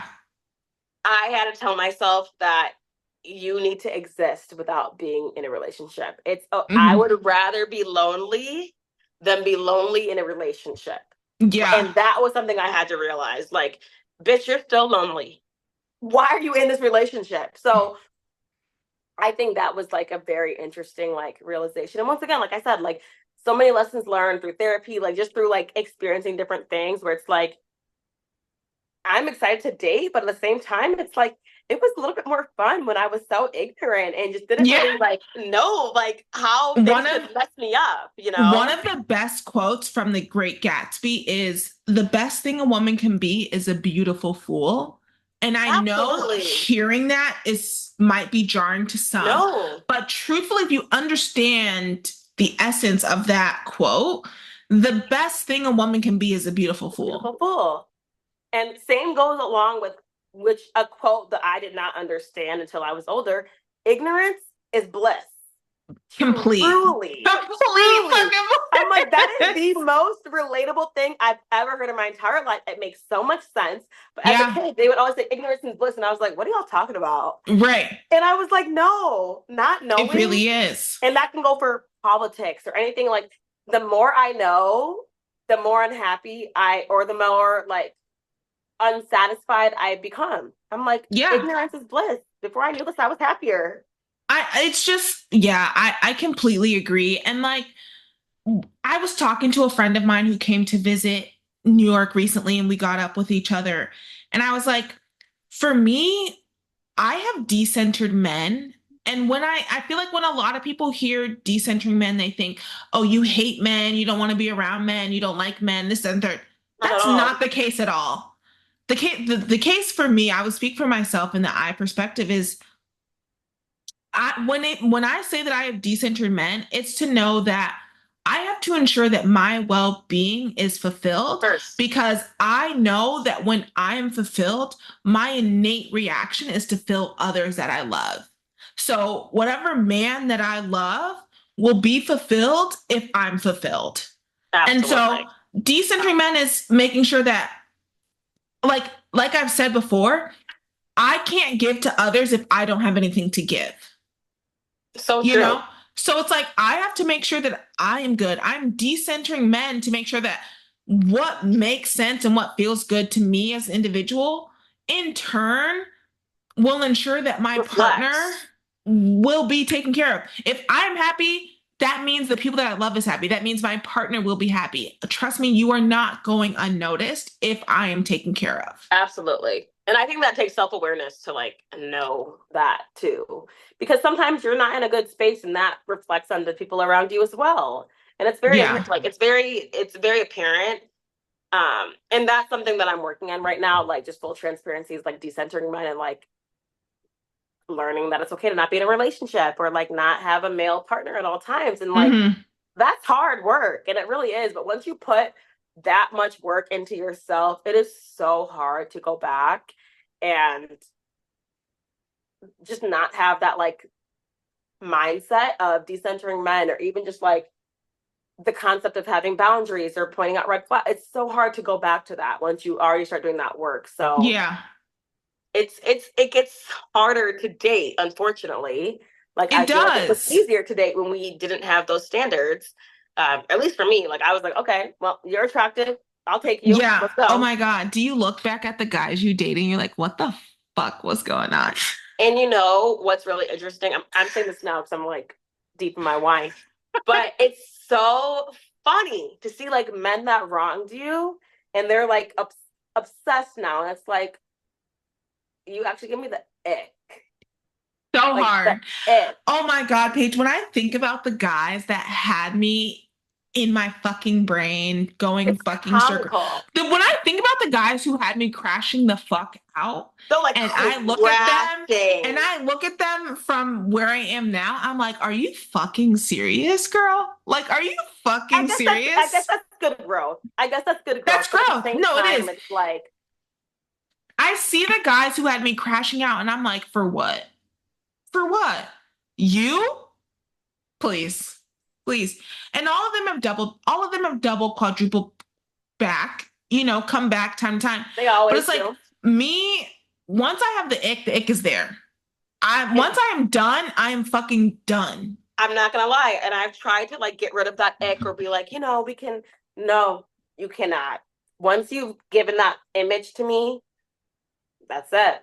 That's it. I can't help Like, you. and I really do try. Like, I try to make like I will try every tooth and nail to like work it out, figure it out. But once that ick and I am done, it is finito. Finito, like over with. Like, please. Please, Bye. new man Bye. me, new man me. And that's the exciting part though about breaking up with people because it's like, oh my God, there's gonna be a new man that I can meet that's gonna maybe potentially Right. be a Oh better my God. fit. And I'm gonna that feel is liberating. butterflies. That it's Right? so liberating. I'm like, I'm gonna have another crush one day. I'm gonna have a crush. Oh I'm my God. actually gonna fall in love and it's gonna be the real thing. And it's gonna be my husband. It's like that thing where it's like your husband would never make you feel this way. So true. Yeah. So The true. doubt will never be there. So Is there true. something that you sensationalized in your early 20s that now being in your late 20s that you're just like, no, like that was young, naive me, but it isn't where I am now? Huh. I think okay, there are probably a few things. As I think of more, I'll talk about like the fact of being in a relationship. I totally sensationalized that. Just the idea of meeting someone young and staying with them, not breaking up. And my parents aren't divorced, but I guess like just kind of looking at, older people's relationships and seeing the trials and tribulations and like knowing that I did not want to go through that and just Mm-hmm. thinking like, oh, I will get swept off my feet at an early age and this will be the end all be all. Girl, please. And then the other thing would be buying property is something that I sensationalized Mm-hmm. uh, around like 23, 24 years old. And I was like, oh, my next thing, I'm buying it. I'm ready to buy. I'm ready to buy. And it's like, I think people bought for different reasons back then because my parents were encouraging, or my dad primarily was encouraging me, as opposed to now. I don't have a family. I don't have Mm-hmm. kids. I don't really need like a sense of security. I don't have a man. If something goes wrong and something's breaking, I'm responsible for it. Yeah.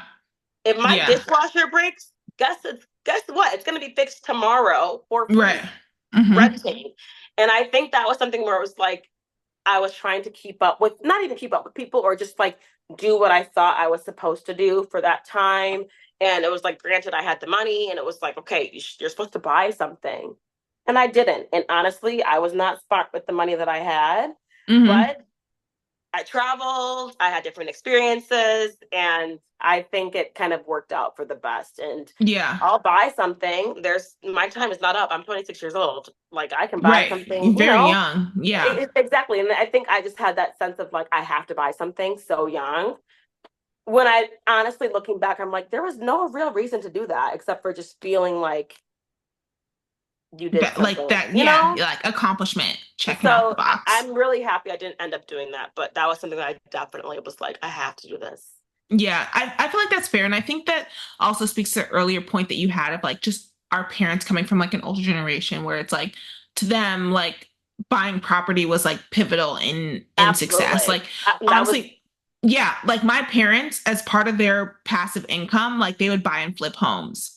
You know what I mean? Like that's where they part of their bonding made some mechanism money. was like Yeah. Yeah. my dad works in construction, he's a painter, so he knew like the construction aspect of it. My mom owned a business. My dad, he owns his own business as well. But like they were that tag team of like, my mom will spot a location, my dad would be like, I can fix it. So they were Well, like fix, that yeah. duo, you know what I mean? I Of love like that though. I buying love a and couple hustle. no, same. And like I think because I saw my parents that way, I partially think my future mans will be a developer and I would love it. I love that, Like Deja. like he be a developer and I would be the interior designer. I love a Like badass couple so cute. so You know what bad. I mean? Like if that would be and I like I'm not well versed in like stock investments and things like that, but I do know that a way of investing is property and that's what I grew up Absolutely. around. And so like as a way of investing for my future partnership, like I would look into real estate as a way of That's so investing. dope. That's so dope. I love that. I love You that. know, like I don't know, that's just something that I think Yeah. about. But you Yeah. know, another thing that you and I have in common is we both are Black girls who grew up in predominantly white spaces as young children. You know what I mean? Makes me I can sick. speak for myself from preschool through 12th grade. I grew up in a predominantly white environment to where I grew up as the only Black kid. Every rarity, I would maybe have one other Black kid, but they would only last a year. And the longest term I had was in high school, and she was half Black. And so, my question to you is growing up in a similar environment of being a Black girl in a predominantly white space, being where you are now, knowing what you know now, the intelligence that you have now, would you put your child in that environment? No, Tell me why. I think it absolutely did more harm than it did good. Hmm. I, and it's so sad, but it's like I struggle to even think of any positive memories from my childhood. And I think for me, this is why I don't necessarily like to talk about where I'm from, whether that's, oh, I'm not from Chicago or I'm from, like, I don't like talking about it because Yeah. Milwaukee, the sub, that was never home. Hmm. Never home. I never felt safe. And it's interesting growing up in a place and that's just what you know. And then getting out of that place and being like, Yeah. girl, you were fighting for your life every Hmm. single day and you didn't Right. even know it. And now looking, I'm like, I actually don't like to be the only Black person in the room wherever I go. If I'm the only Yeah. Black person in the room, I don't like it. Call my sisters. Where are my people? What is going Right. on? And some people, and I'm not saying this as like a blaming or just even, I'm just saying some facts. Like some people grow up in those environments and they don't really see an issue with it and they are Hmm. comfortable. And that's great for them. That really is great. But for me personally, I knew that could not be my life. I went to DePaul. I went after my family because my family's from Chicago. So I knew I wanted to Hmm. be closer to family first and foremost. My grandmother was still alive. She was in the city. And I was like, this is perfect. Second thing is I was like, I want a Black roommate. like I sought out Black people, and I got matched with my roommate, who is still my best friend, kind of to Mm-hmm. this day. Yeah. And it was like such like a great thing to happen to me, because for so long, and it's like to this day, I've got like 10 girlfriends in Milwaukee that are all white, that I'm like, those are my best bitches to this day. Mm-hmm. But Yeah. and we've talked about this, and that's why I still am able to be friends with them. But it's like there are things that you will never understand, and we were in the same room together, but you still didn't get it. You know what I mean? Yeah. And I think because of that, and there are so many different experiences I can pinpoint where it's like I felt like I was not smart in high school when I went to college, and literally was on the dean list every semester, graduated with honors. And it was Oh like my I God. struggled so much in high school, but it was like, Same. for what? And I Same. constantly blamed it on this attitude of like, I don't care. And I was forced into this box of like, I don't care, when it really was like a coping mechanism. It was like, I can't succeed in this Mm-hmm. environment, so Yeah. I'm just going to say I don't care. And that was my method to get through high school, middle school.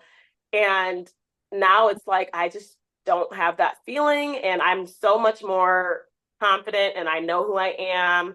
And like I said, even growing up, I would go to Chicago, and my friends would be like, "You're not in Chicago," because I Mm-hmm. wasn't downtown. But it was like Yeah.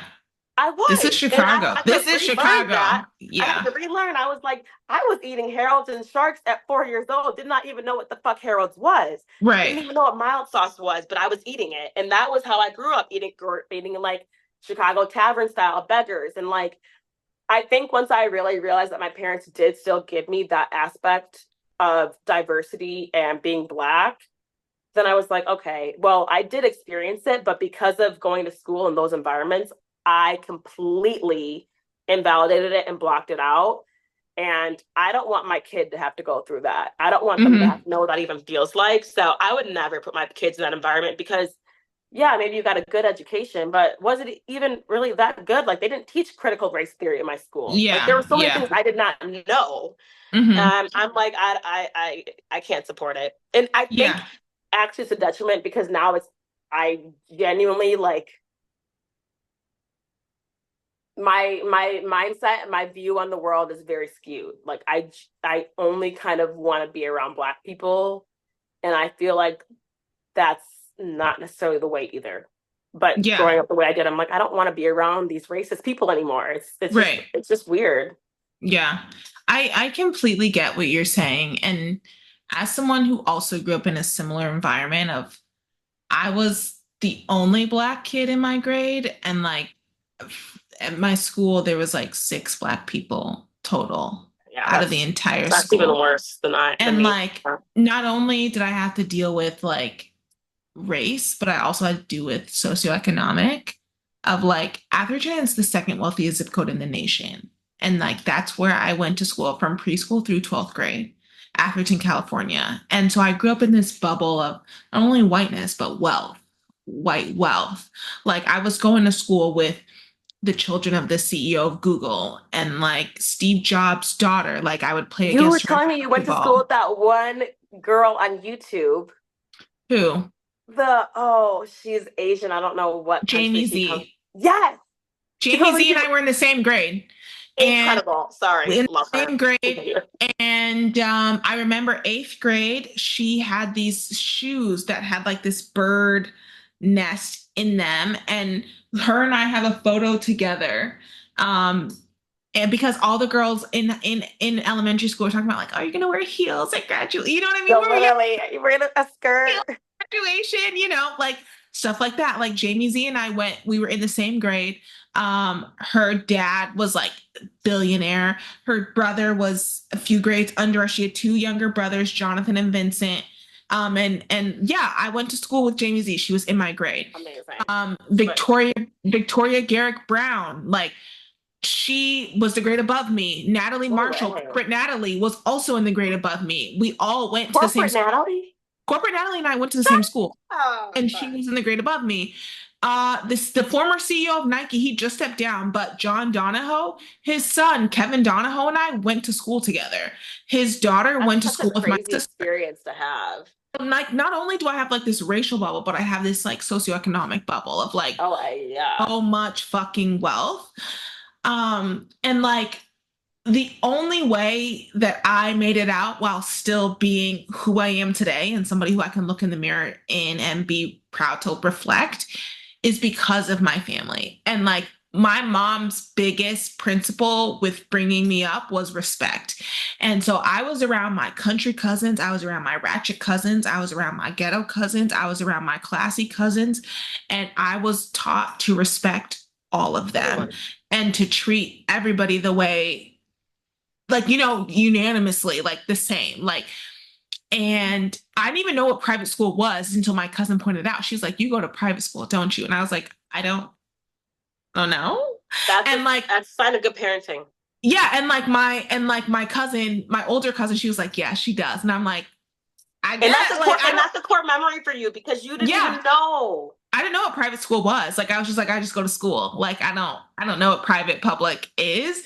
Um, and like when I think about would I send my child, because like I feel like a lot of people, based off maybe how I speak and maybe how I grew up, maybe how I dress and wear my hair sometimes, they would think like I'm interested in white men and I'm not. So like when I That's think of the my biggest thing. right, when I think of my children, like they're full black. And so like Well, would I send my child to a predominantly white school? Truthfully, I have said if I have the earning cap, like, you know what I mean? If I earn and I have the wealth standard that I want, I damn near would. One, because it would be, at least from my point of view, they wouldn't have to compete, not necessarily compete or feel less than when it comes to the dollar. But then I just based off my upbringing, the family was so important to my upbringing. And like I was like, yes, I went to school in this, but I've always said I've lived two different lives. I lived totally two agree with that. completely different Totally agree with that. lives of Totally like, agree with yes, that. I'm in school, I'm immersed in school. Totally agree with that. Freshman year of high school, I was freshman class president. Like I was in it, but like I would leave that campus and go to East Palo Alto, which is completely different demographic than Atherton, California.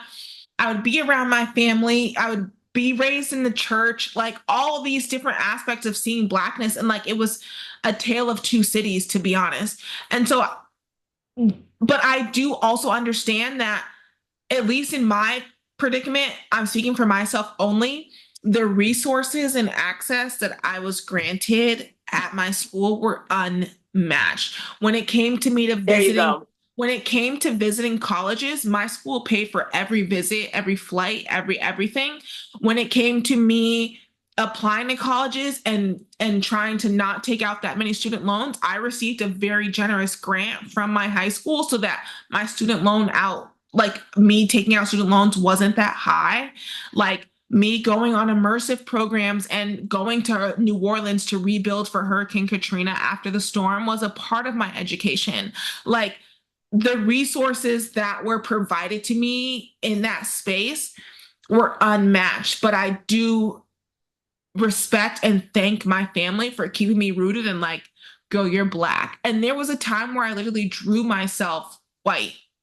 There was a time where I drew myself white, and like my parents and my family had to like navigate that, and they didn't like ostracize me or get on me, or they were just like, that's where she is. But like they, like my sister, she went to Spelman. When I grew up, I went to Spell House barbecues and like see, you know what I mean? Like going into HBCU spaces to see that. When it was time for me to go to college, I went to tour HBCUs and like to see what all that was Absolutely. like. Like Absolutely.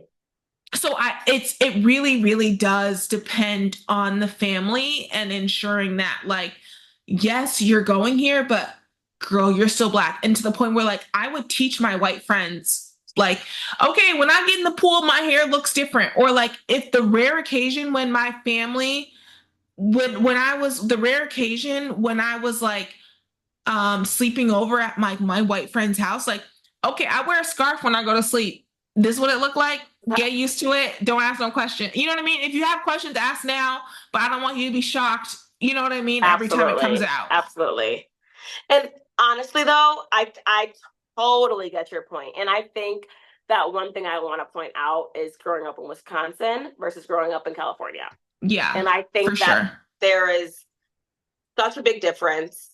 And I also think that I'm so grateful to my parents and growing up the way I did outside of school and being shown Black experiences. Like I moved my cousin into Howard. Like I similar to you, I had those experiences.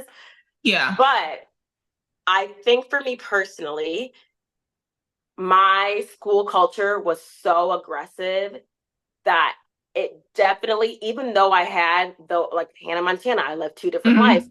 I completely suppressed my Black life and did not call it out to anyone. Yeah. And now, and I'm so grateful, like that even though I did go through that experience, that I did come out with like some really incredible white female friends that now they come to go over my house, they know my bonnet, like they get Yeah. it, and there's no explanation at this point. But Right. growing up, it didn't feel safe Hmm. to do this, and I even think like there are so many core memories I have, and one of them even is I'm at literally I see it vividly. We're at the grocery store and I'm with my one of my best friends. And honestly, like she's if anyone got it, she got it. Like her stepmom is Black actually. And like it's a very different dynamic for her. Her parents are divorced. But I was talking about my family and I was like, oh, my auntie. And her mom was like, auntie, like just kind of poking fun, not so much like making fun of the way I said auntie. I guess white people say auntie. Yeah. And Or it was, aunt. Yeah. yeah. And I was like, something as simple as that. And it makes you not feel safe anymore. And Yeah. I'm not pointing, like, I absolutely love them to this day. Like, they are my family. But when you don't know, when you don't know better, you don't do better, you Yeah. know? And so that was something where it's like, I had to think about that. And I think also, like, I grew up going to, and I think my experience looked different as a Black person as well. Like, I grew up going to like computer science classes in Chicago. So Hmm. it was not so much of like a real Chicago experience. It was like the, nerds from Chicago experience, Yeah. like Yeah.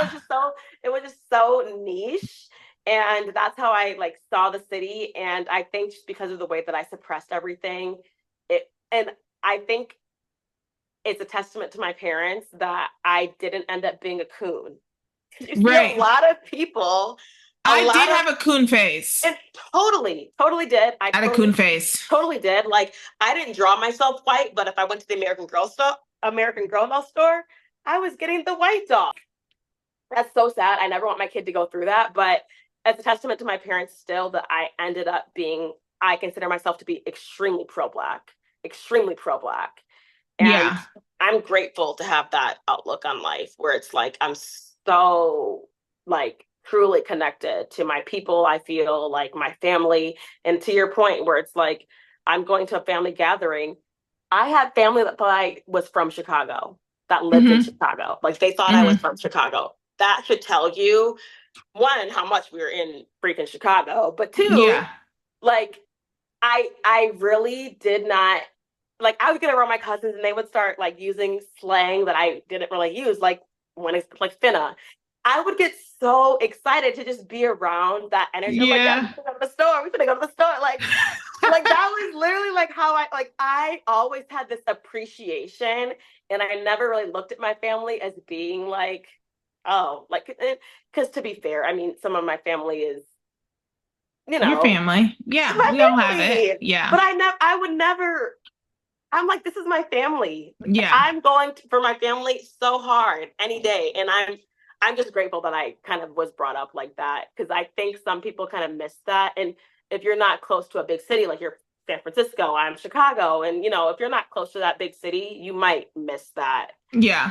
So I'm just grateful for that. Yeah. I'm just grateful. Exactly. I'm grateful that like, if it's one thing that my mom wanted to make sure all her kids had, it was respect. It was respect to themselves, Absolutely, respect of others. And absolutely. I just am happy that like my mom ensured that I had respect for all of my family, no matter where they were. So even now, being an adult and having that emotional intelligence and be like, you never left the city you were raised in. And I can tell, but like, I love you. And like, I Exactly. respect what you bring to me. I respect who you are. I respect the perspective that you have. Like, I respect you. You know what I mean? And we don't need to be the same. And like, simply because we're not the same doesn't make you any less than me or anything like that. Oh, Like, that's not the case at all. I respect where you are. I respect what you who you bring. are. Yeah, And yeah, like, that's it. It's a level yeah. of respect that I have. You're my aunt, you're my cousin, you're my uncle, you know what I mean? And like, while I may be able to recognize you need to grow in this area, I'm not going to hold it against you because you're a product of your environment.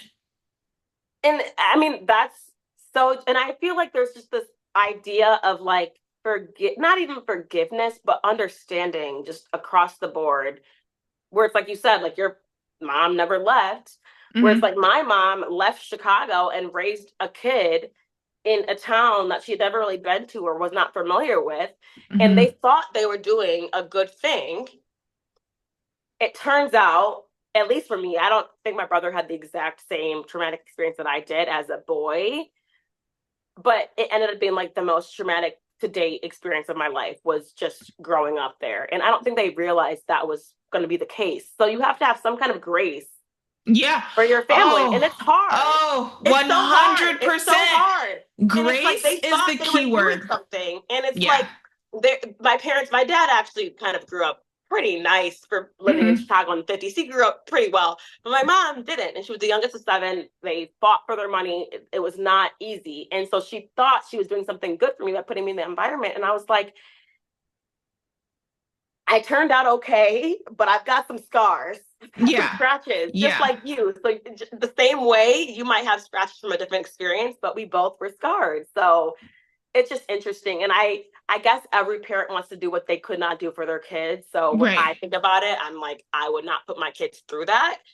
And I guess it's not my, like you're saying your school gave you grants and took you on the, I went to public school. They were Mm-hmm. racist. They were terrible. They had water fountains saying white people only. Like it was a Yeah. terrible. So I Yeah. would not do that. But it's like, I look at Chicago schools. I'm like, oh, my kids go to Latin. Like my kids could go to Yeah. the GEMS World School. So Yeah. like you have different ideas for what you want your kids to have. And so there's no right or wrong, but I guess you just have to have grace for your parents It because they depends. tried.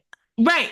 Grace is the key word. When I became a woman, not just a girl, but when I really developed into a woman, and that at that point is when I started to extend grace to my mother because I'm like, for so long, I nailed you to the wall of like, Resentment. why are you doing this? This is not right.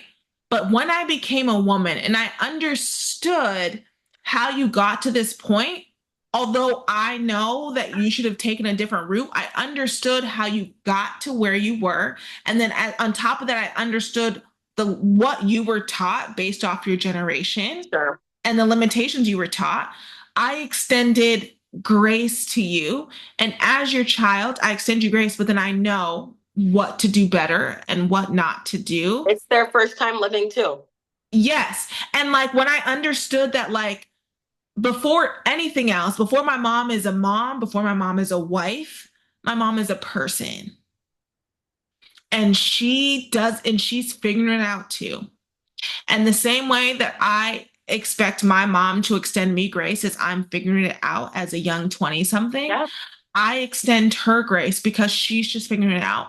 And for quite a long time, her childhood was removed from her. You know what I mean? Or she wasn't absolutely. taught certain things. Absolutely. So I Absolutely. extend her so much grace and know that, like, I am able to extend you grace because I know your intent wasn't malicious. Absolutely. Your Absolutely. intent was not malicious. Would I do the same step you did? No, but that's what No. each generation is supposed to do, do better Is than the learn. last. And yep. But like, I extend you grace because I understood how you got there and I know your intent wasn't malicious. Everybody can't say that because some parents out there do not have the right intent. No, I think we're I still cannot so say lucky. that. Yeah, for Right. sure. I had parents who did not have malicious intent. They made They just mistakes, didn't but know what it to do. was a mistake. Yeah, totally. Totally. And it's a Paige, parent. And I think the way that we present ourselves is our parents did a great job. Absolutely did a great job. But, there's always things that you would not take. There are things that I will take, but there are things that I will yeah. definitely leave. Like, Okay, I want to finish this out by asking my favorite question, which is, in what ways are you dramatic and delusional? I love this question when you ask it on your podcast. I feel like I'm the kind of person that I just feel like I sometimes have feelings about things where it's just like, if I feel like this is how my life is going to be, then that's how my life is going to be. Like, Mm-hmm. I also feel like sometimes I'm an exception to the rule where it's like, oh, it's going to take you a year to do this. No, I'm going to do it in 2 months. Yeah.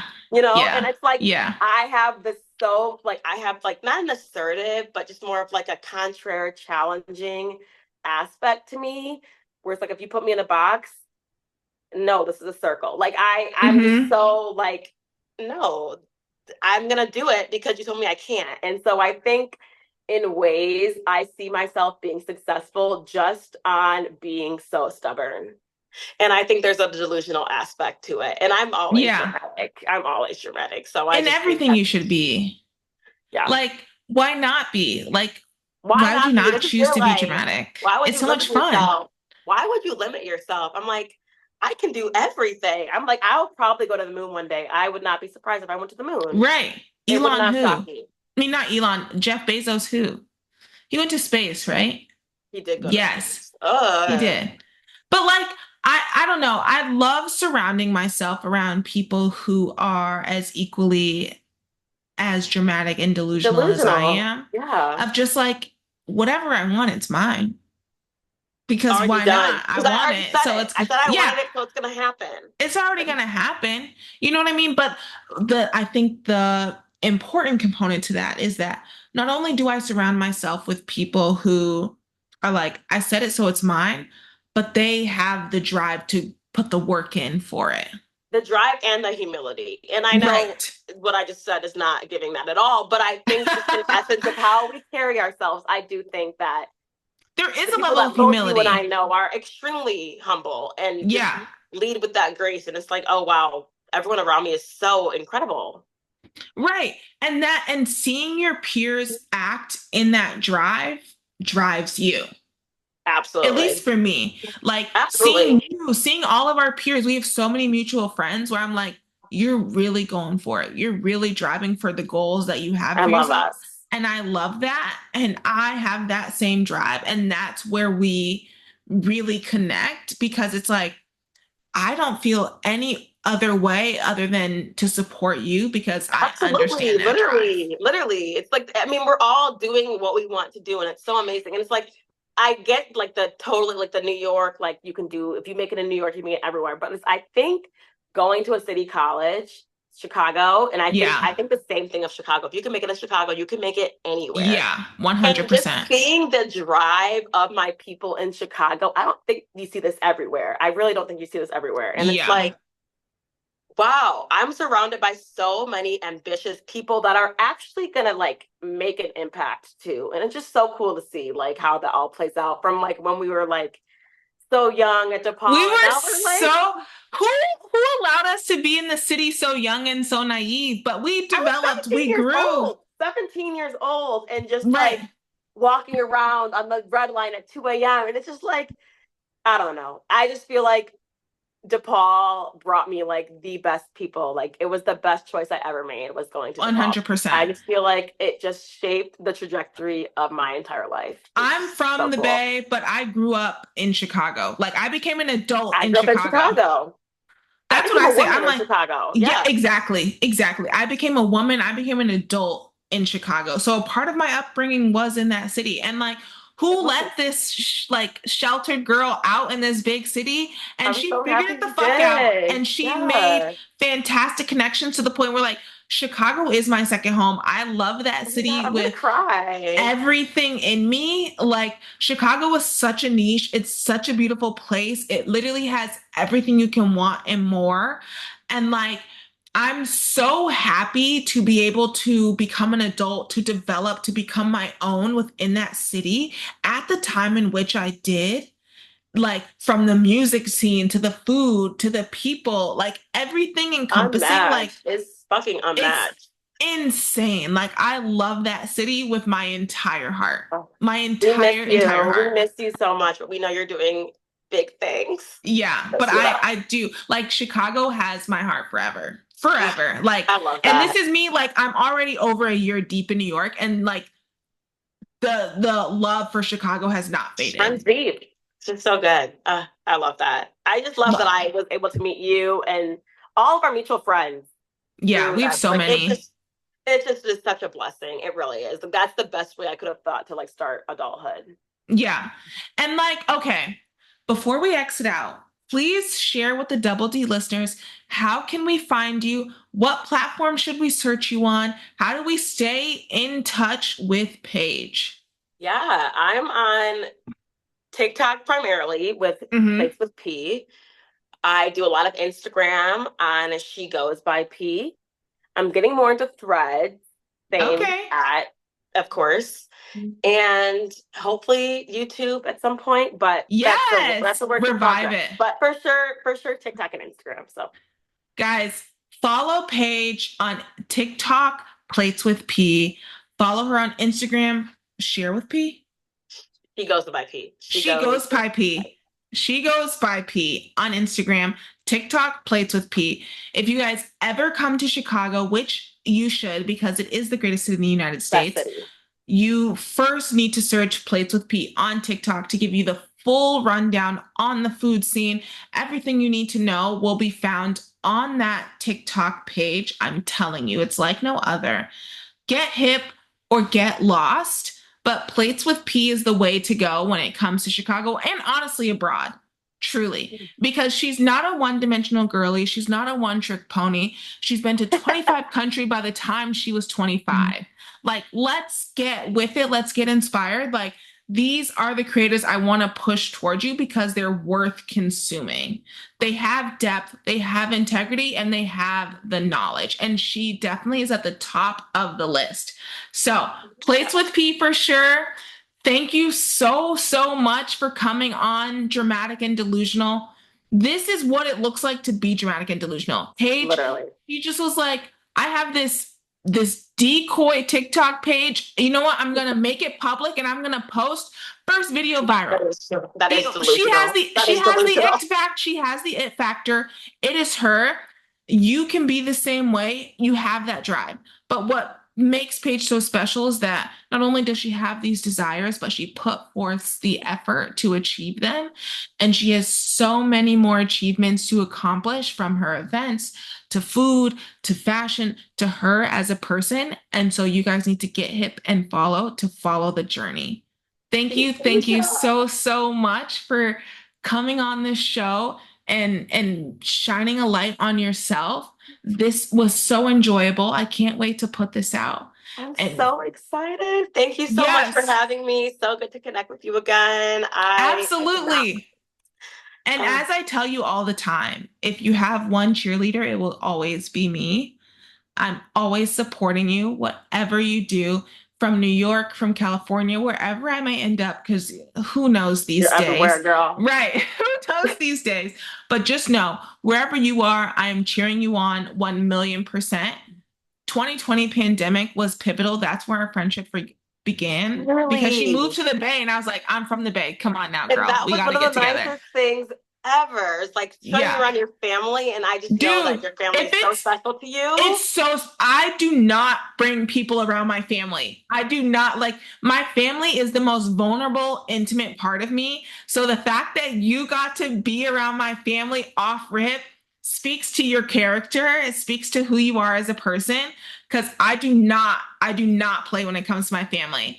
So no, instantly brought Paige around my family because I'm like, she gets it. She can handle it. She And they were knows. amazing. It was such a great summer. I'm so happy to be connected. Like, amazing. And look at us years later, still just as good. I know. All I right. know. Thank you so Thank you much, so Paige. much. Have a great night. Can't wait to drop this episode. It was fantastic. Yay. All Thank you right. guys. Thanks, Bye. Deja. Bye.